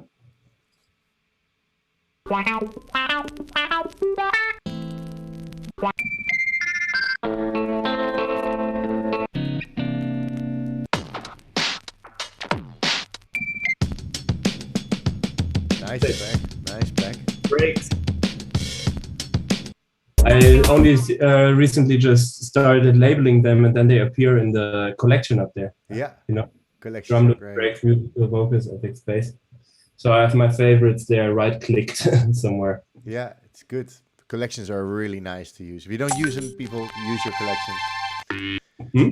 I just said to everybody, just use your collections. It's really good to do. Yeah. I haven't started using it since like 3 or 4 months ago. It's super good, super handy. Another kind of, what is it? Lead sound? Yeah, lead. Also really cheap, but yeah, on their own, they also most of the sounds sound really cheap. But you know, I thought it was a good addition to the other lead sound that I was introducing before. You know. Yeah. Oh, actually, this is the lead sound. Oh, okay, so it's the same one. Yeah. It is there. Yeah.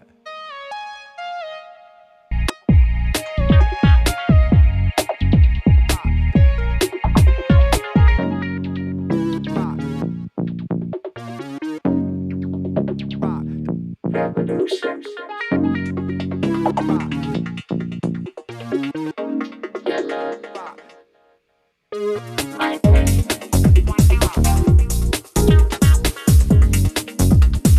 Favorite part of the track comes in this. Can't hear you. Oh, sorry.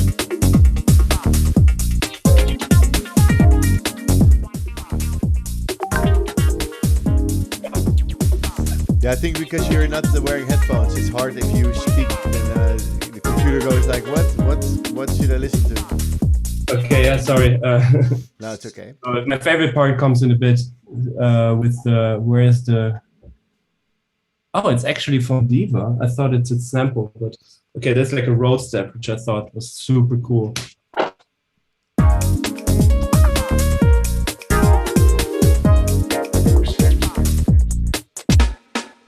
Oh, nice.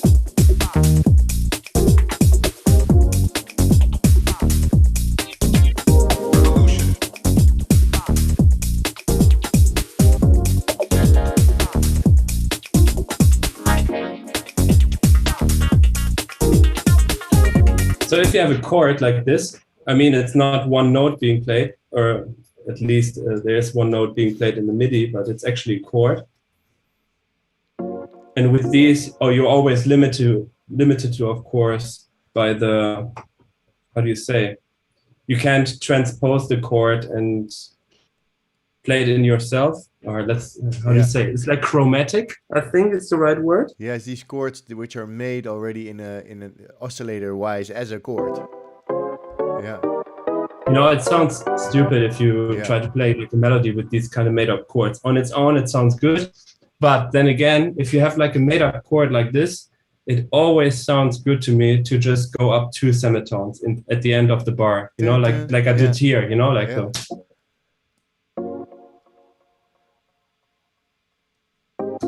I did exactly the same last night in my stream. Like I had this techno, I used the Diva pack and I found like this add 9 kind of thing. And Yes. I tried to make something. I was like, this doesn't work. Of course, it's one of those chords. But I really liked the sound. So it's like, maybe just 2 notes. Like, I think Yeah. or maybe I did a half note. Or maybe a whole step. I should check. But it's funny. I made sort of like a techno unit. Like, I was streaming till 3 o'clock at night. And this also from the pack from These you. ones You are know, great, it has yeah. like its own chords inside the synth, so you can't really play it in yourself. It's therefore sampling it kind of. The same with the other ones. Yeah.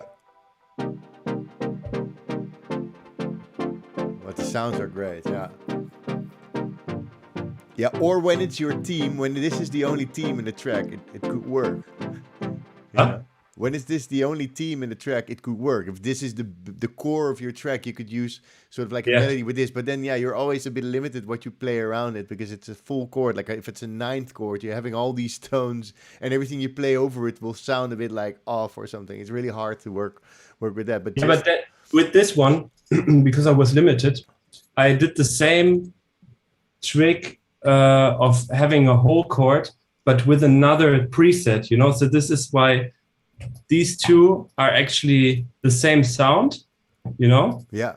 But this one is then... So actually this preset is another one from the org type. Yeah. But the M7, I don't know what it means, or 7th chord with the added 9th. Yeah, I think a major minor 7th with an added 9th or something, yeah. So I wanted to have like a variation of it, you know? Yeah.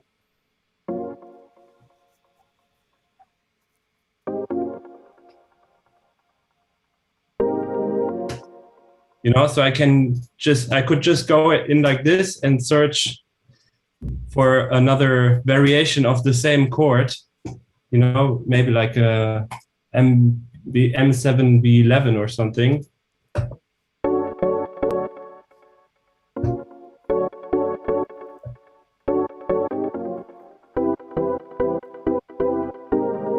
Yeah, for example, like this. Yeah, yeah.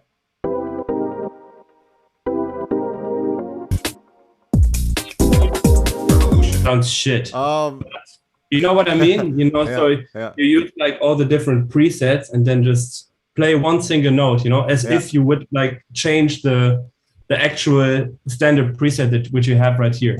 Yeah. I hope it made sense a little bit, but yeah, definitely, yeah, really clear. Yeah, you know, it's nice. Okay, so if you have a limitation already in the plugin, then this is good to use, I guess. Yeah. Or a good tactic to change it up. So as if you would treat it like a sample already, you know. Yeah. So, then what is this? I guess also Nordlied stuff or something, where I was searching for.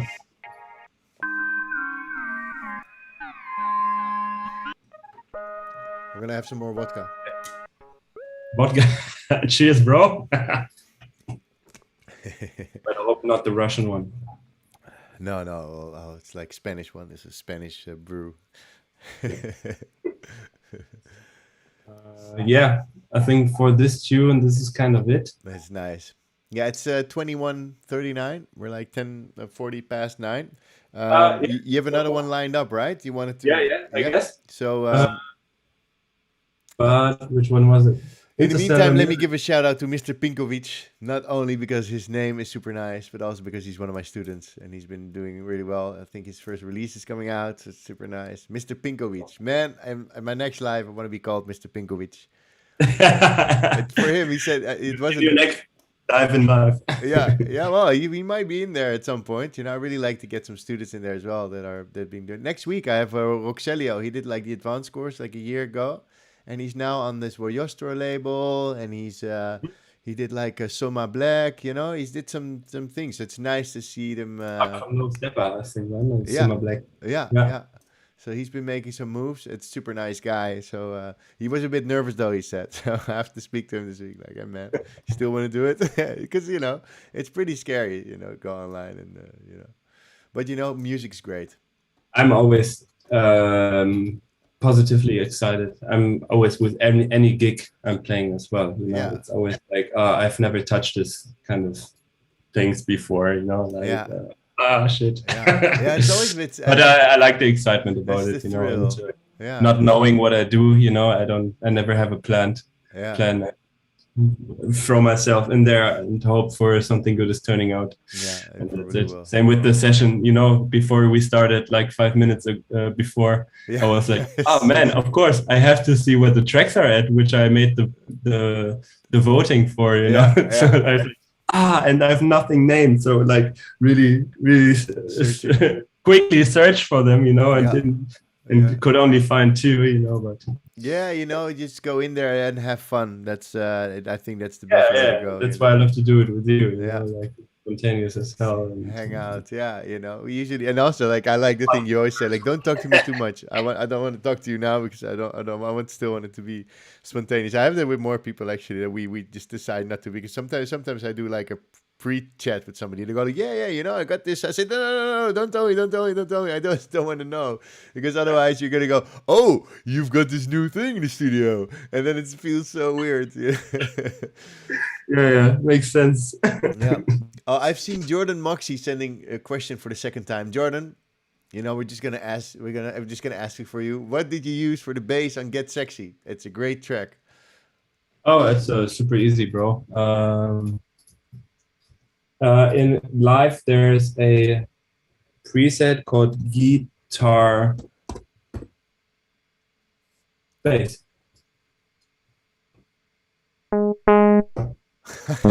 That's it.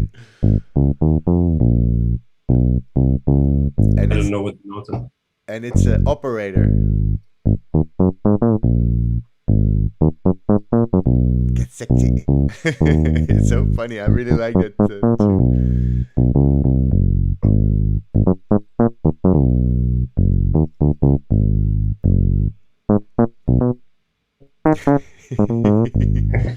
He says, no way, thanks, mate. Yeah, it's crazy. It's just operator. Operator is so good for some bass sounds.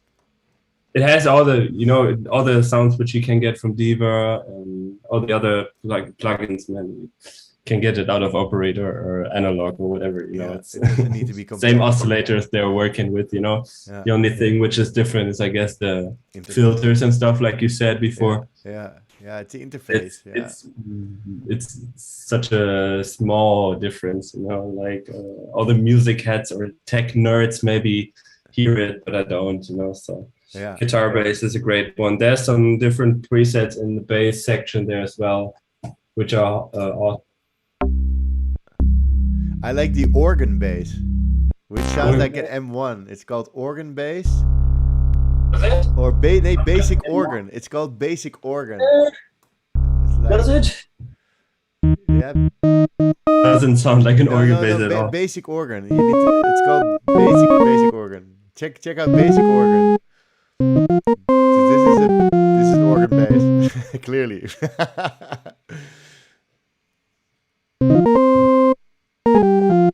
It's like we're in the JOKO church.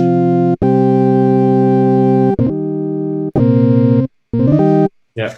JOKO Okay. church. Let's get into the track, bro. Yeah, this is So Interstellar. speaking of good presets from Ableton, man, what the fuck is going on with these drum packs provided by them? They're awesome. Yeah.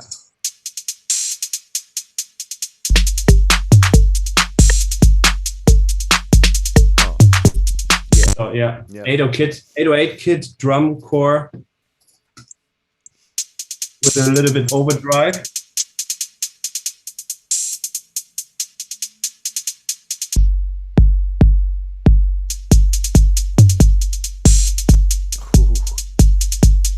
With a little tom edit, which I treated as a kick kind of.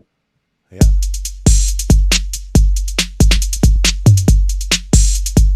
From the 808 chord kit, you know, with a preset here, a bit warmer, which I used to love a lot. A bit warmer on the kick as well. I want everything to be warm and not be cold. Yeah.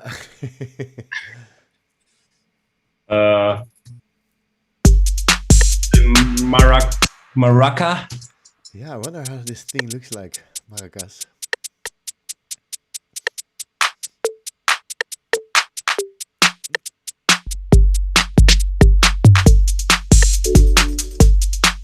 And of course, laid a top loop laid on top of it. That's right, it's a top loop, of course.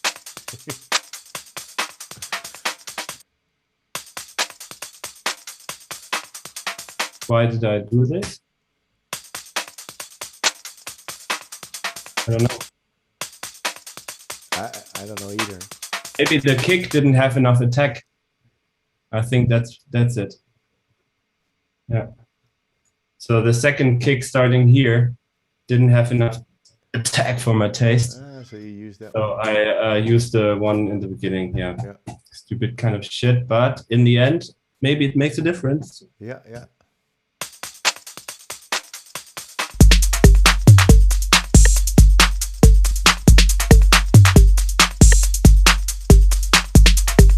Oh wait.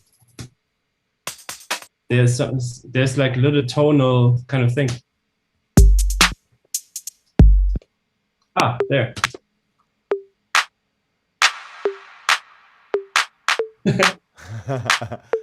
Yeah, it's super cool. It's so happy. Yes. Wow, musical genius. Yeah, man. This is how I do it. Just put like a little high tom in there. Yeah.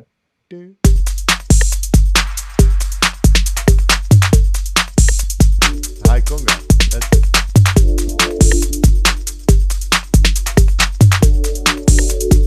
All this jamming and then you pick this. Again? So I saw this. You made this super long jam and you picked the last two like well. I was like, oh yeah, this is fine. It's let's see what. it's so cool.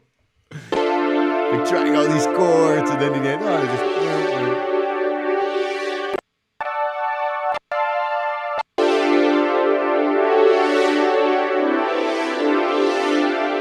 I love the Nord. This is the Nord lead, no? Yeah, it must be the Nord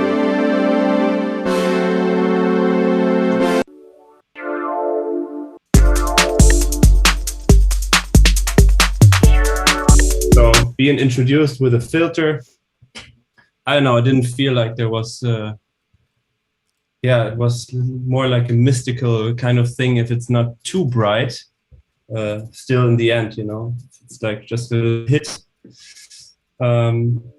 Starting here, little diva kind of arpeggiator thing, which I thought was very essential for the whole thing to work. Nice. Also gives it like a lot of speed. Like... Bass.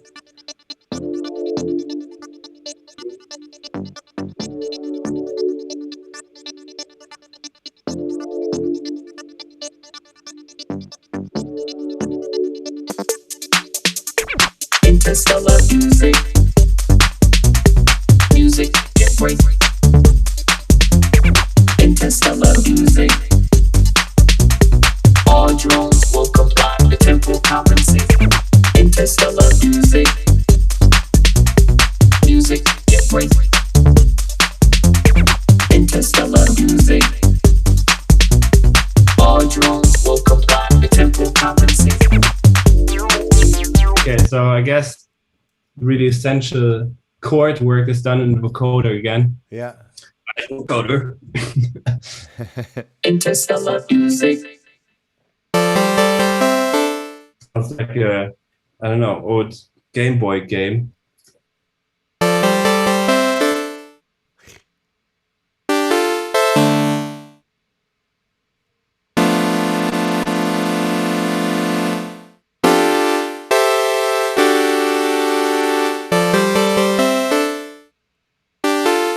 Probably going to be super loud on the stream, I'm sorry. It's okay. It's okay. I think it's okay.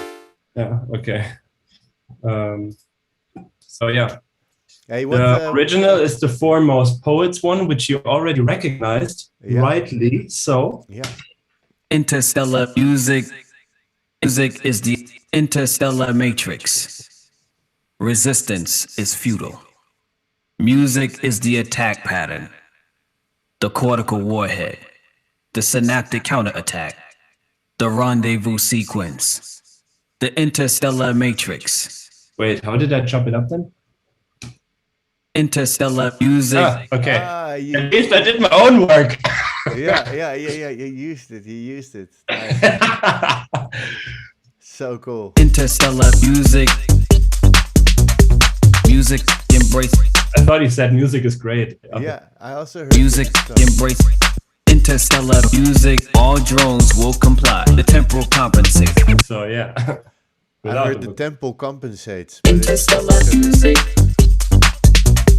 Music. But of course, it's always like a. Oh no, I bass actually I line. didn't This love it bass so line much. is sick, Oh, yeah. man. I don't know. Also, this bass line, like, do you play this in like fully? Does it take you a long time to get this? I don't know which I.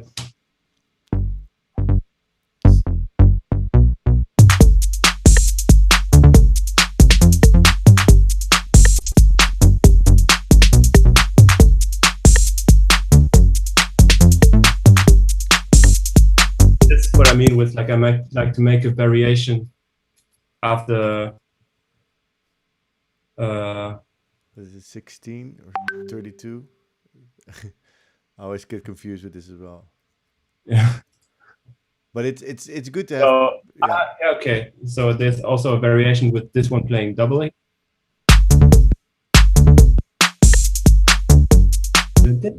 Yeah. So here it is. And it goes up in the end. Yeah. Yeah. Temporal compensate. That one, yeah. Interstellar Oh, it's music. this is the length of the bar with the variations, you know, and the variation even goes just to just doubling, like a tiny little note, you know, like this, Yeah. instead of just this. So yeah, Yeah, I don't know. it's I like to nice. throw Yeah. in these kind of little things. Yeah, it's a good thing just to like instead of playing like a longer note, you play two small ones in the second section, and you instead of this note having here, make it go up a bit just to get the ear a bit refreshed, sort of like yeah. So yeah, like musically wise, it's only like 3 layers. So. Interstellar music. Music embrace. Interstellar music. All drones will comply. The temporal compensate. Interstellar music. Yeah. Music. Ah, yeah, my favorite part, music. What do we like to do? What do we like to do? Music. Yeah. Music. What do we like to do? Music. Every day. Music. Everything. Music. Music. Music all the time. Music. Music. Music. Music. Every day. Every Music. day. That's Music. All drones will comply. The temporal compensate. Music. Music. Yeah, here goes to a not chorded section. So I thought it was kind of more tiny. yeah, like Music. Music. Music. it's cool. Music. Music. Like, comes a little man. Music. Music. Every day. Music. Music. Music. Music all the time. Well, it's sort of like a biography. Huh?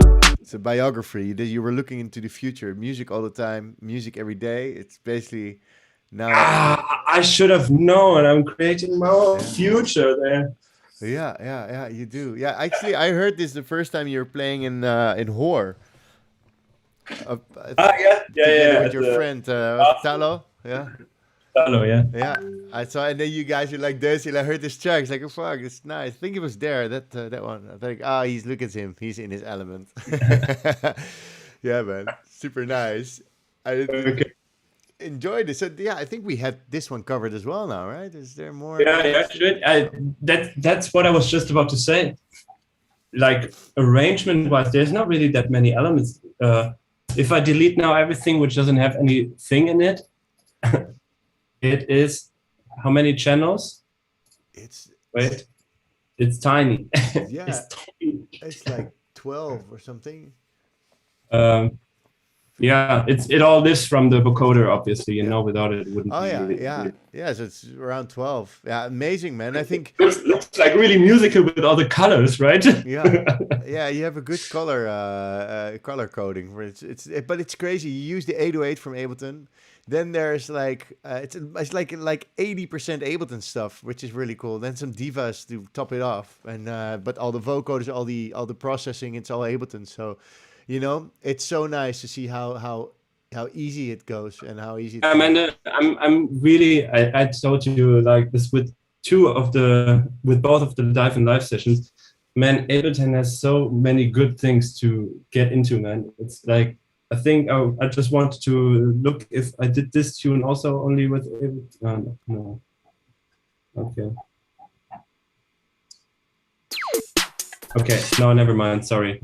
I thought I was doing this one as well, like this. I think I was doing this after watching Egyptian Lover Boiler Room set, and they were doing like this kind of thing as well, man. I fucking love this guy. He's the guy that gets crazy in the 808, no? Or he brings 909. What did he bring? Yeah, he's always like this.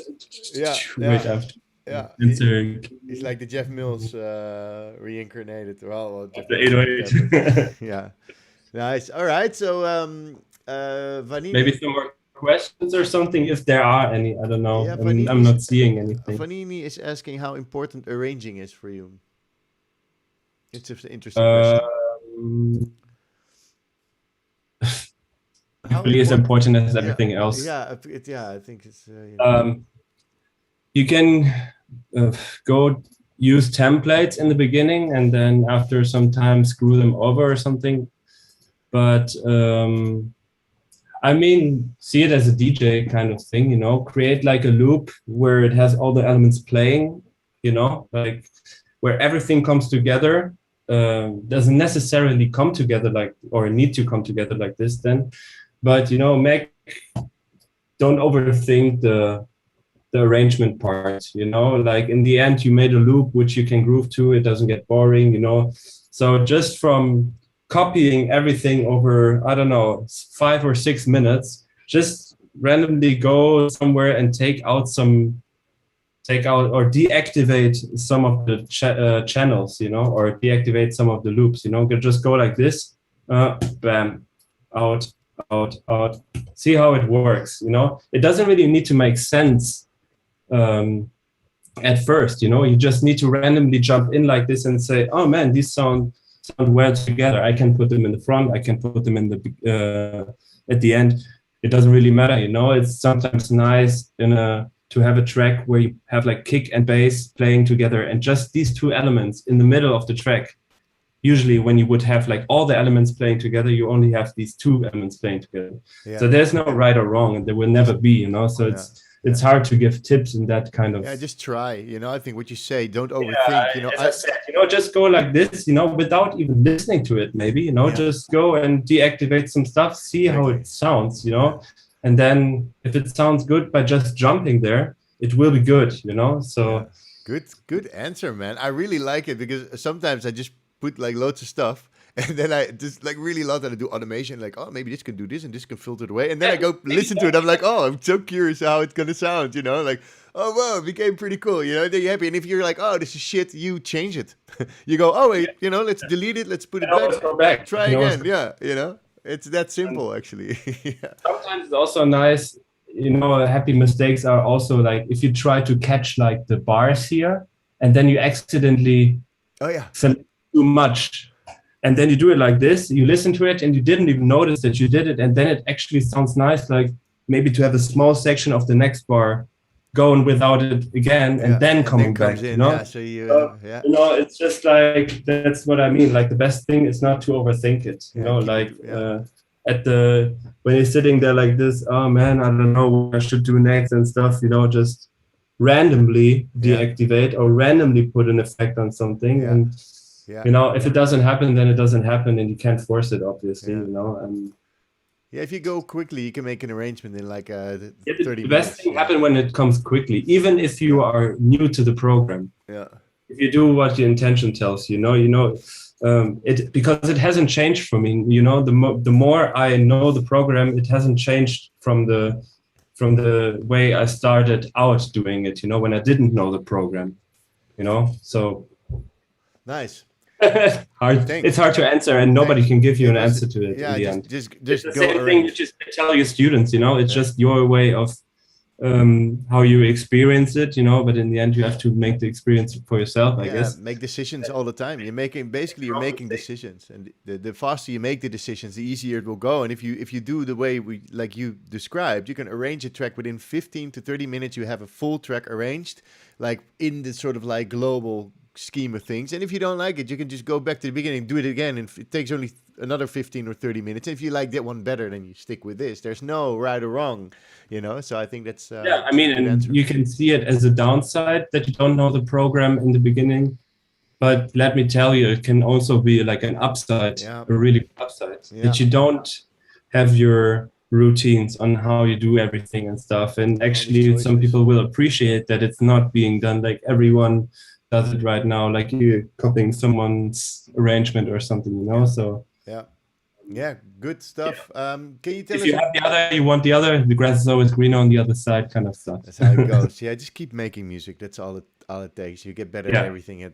on the go. At some point you make something, you go like, wow, I like this. All right, next one. We have a question from Australia, Alex Ludlow, who's listening to us in his opera house. Can you tell us about your decisions on stereo imaging and panning? Do you do any special tricks? No, I don't actually pay any attention to stereo. Nice. Well, that's done. Yeah. I know Mr. G also keeps a lot of stuff mono, or like everything. I used to put like the isotope. What was it? Isotope stereo imager. Yeah. Is it called? I used to put it on and treat the high mids and widen them a bit and stuff.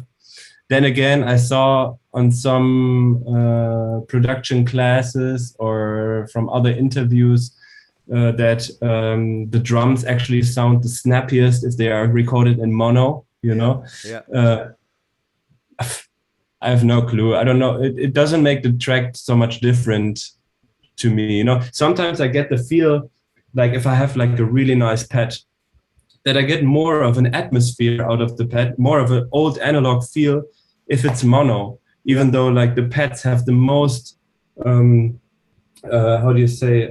potential to be spread out and go wide and stuff and fully go around you. But then I get the most of the feel when I put like a utility thing on the pad and it goes mono, and then I thought like, man, this sounds fucking old school, man. And if you're in the club, it's gonna be stereo, it's gonna come up out of both speakers and it's gonna have the same effect, So this is again something super tech, but I don't think it's like a super crazy thing which you need to always have in mind. I always when I sample something, look if I can turn in the controls the spread knob, if it sounds cool if you spread it, if it doesn't, it doesn't. But I thought like I think it's like a chorus or something, but I always try to spread it a bit. But this is the most attention I give to stereo imaging and stuff. So no, nice answer. It doesn't always need to be wide. Actually, lots of house is actually mono. Lots of classic house as well. And if that's you told me Mr. G produces in mono. Mr. G, I once read in an interview that he keeps all of his drums mono. So or like everything actually. It's the drums then. It's like Yeah. All right. Thanks for your question, Alex. Another question from Andres Casillas. How do you take advantage of a short sample when arranging the vocal in the track? How do you take advantage of a short vocal sample when arranging the vocal in the track? Maybe he means advantage. Okay, maybe. How do you kind of extend just a nice short vocal chop, or what do you mean? I can't ask him right now live, but if you have like let's see. Okay, here's another version. How do you take advantage of an acapella when arranging it and choosing which parts? Yeah, I think he means like how to choose which parts. How I choose which parts? Yeah. Same way you would choose a synth or percussion or drum, you know, just taste. Yeah. Yeah, I just I like to take little I like to take little pieces of it, you know. Yeah, sometimes. And Sometimes then like an it's introduction, phrases and as well. later you have the full one. Like the one I did, the Grandmaster Flash one that I used. First I get the whole thing, and then later I chopped it sort of up with a delay on it, so it's like does something different than just, oh, here it is again in full effect. So I think if you have a cool vocal hook, just slice it up and use little bits and see if you can reverse it, whatever, you know. It's all about playing around with it. Just fuck with it. That's it. Yeah. Yeah, but I would just, you know, get the vocal. Sometimes I think the first thing I do is, or it depends on what I'm looking for right now. You know, if I really want a small chop, then I use the slice function here and go like this. You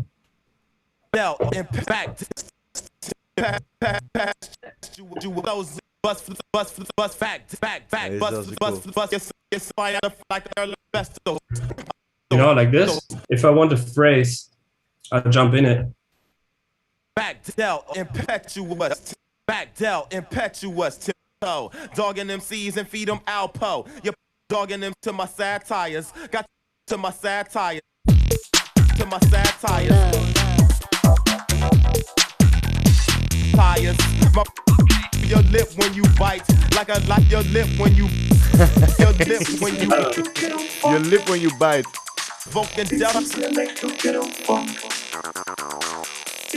Yeah, okay. Yeah, okay. Well, he gets the point. Just play around with it, you know.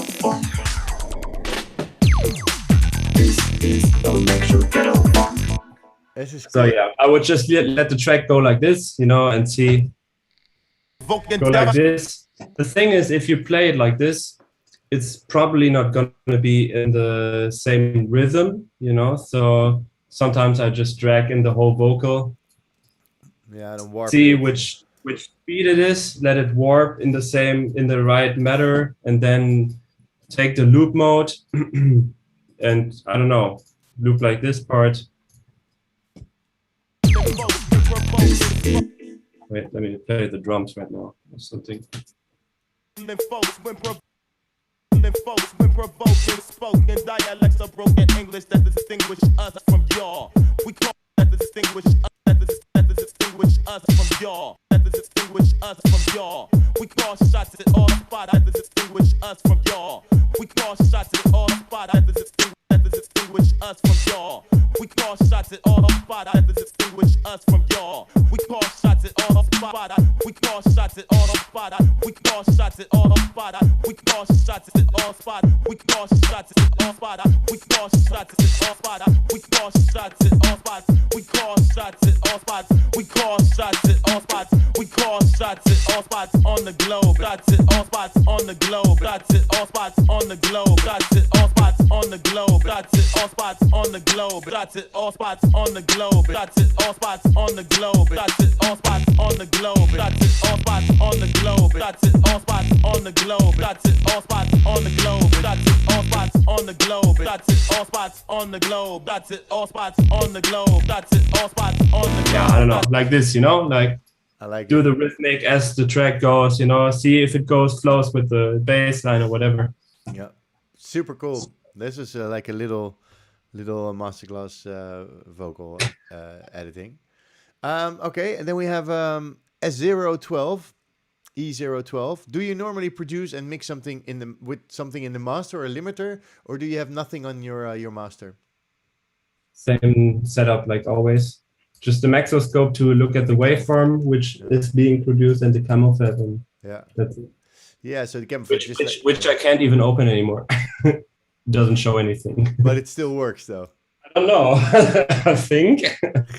Yeah, well, I'm not in the red. Yeah, yeah. Okay, but so I got the utility. That it's still like why? Should be way louder, I guess. Yeah. All right, thanks. I think this is great. Let's play. Shall we play the last one? Oh, sure. Yeah, so maybe to give a little bit of a heads up on what it is. Yeah. So I'm bringing out an album, like everyone is right now, but I want my share as well. So I gathered some stuff which I've made, like almost 4 or 5 years back, some recent stuff, Yeah. combined it and with some KOLTER stuff, so it's not going to be any DJOKO stuff in there. So mainly breakbeats, some chilled stuff, some harder stuff, and yeah. Nice. This is Yeah. going to be like a more chilled one than Yeah. which Yeah. you're playing, I guess. This is going to be on the pilots. It's called. Yes, yeah, it's going to be the album between fragments, I called it. Yeah. I kind of did it already, but then this one is a little bit has more tracks in it and is a little bit more thought through, and Yeah. so now proper and on vinyl. Great. Oh, let's put it when. Yeah, it's gonna be come out soon. So people cannot really get it yet. Maybe they can already pre-order it on no? Yeah, they can. Yeah. Plot, guys, check it out. And it's gonna be Passenger in between fragments. Okay.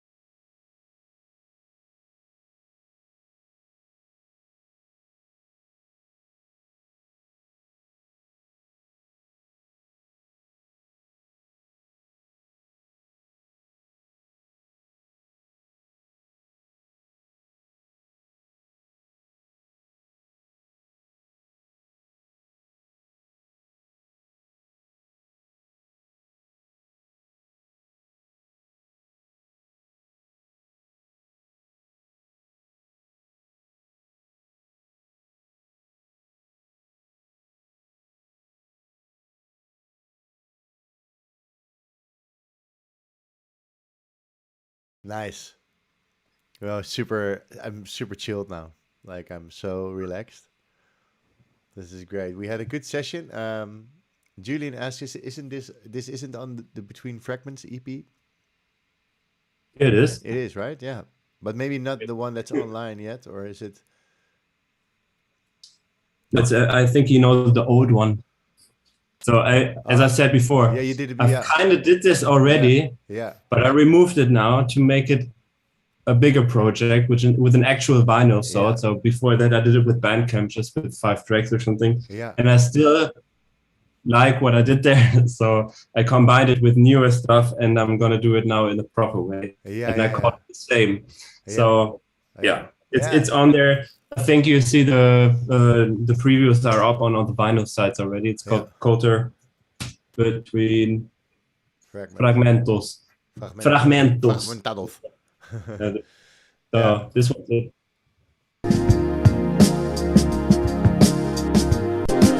This one's it. There you go. It's the whole thing. There you go, mate. And the artwork, did you There you go, mate. did you make the artwork yourself? Yeah, man. Super nice. It's like somebody falling into the earth. It's like you know, it's like jumped really high. It's Woo! And then making this move, you know, this is like a signature move. Hey man, thank you so much for your moves and being in the show again. I really look forward to these ones because they're really relaxed and chilled.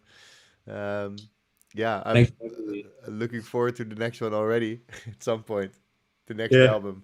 Is there before we stop? Is there anything you want to plug besides the parties that you're doing, or anything you wanna share with the people that you really need to know?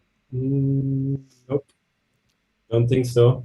So yeah, thanks for everyone who has been supporting my stuff, that I can do the music thing now full time.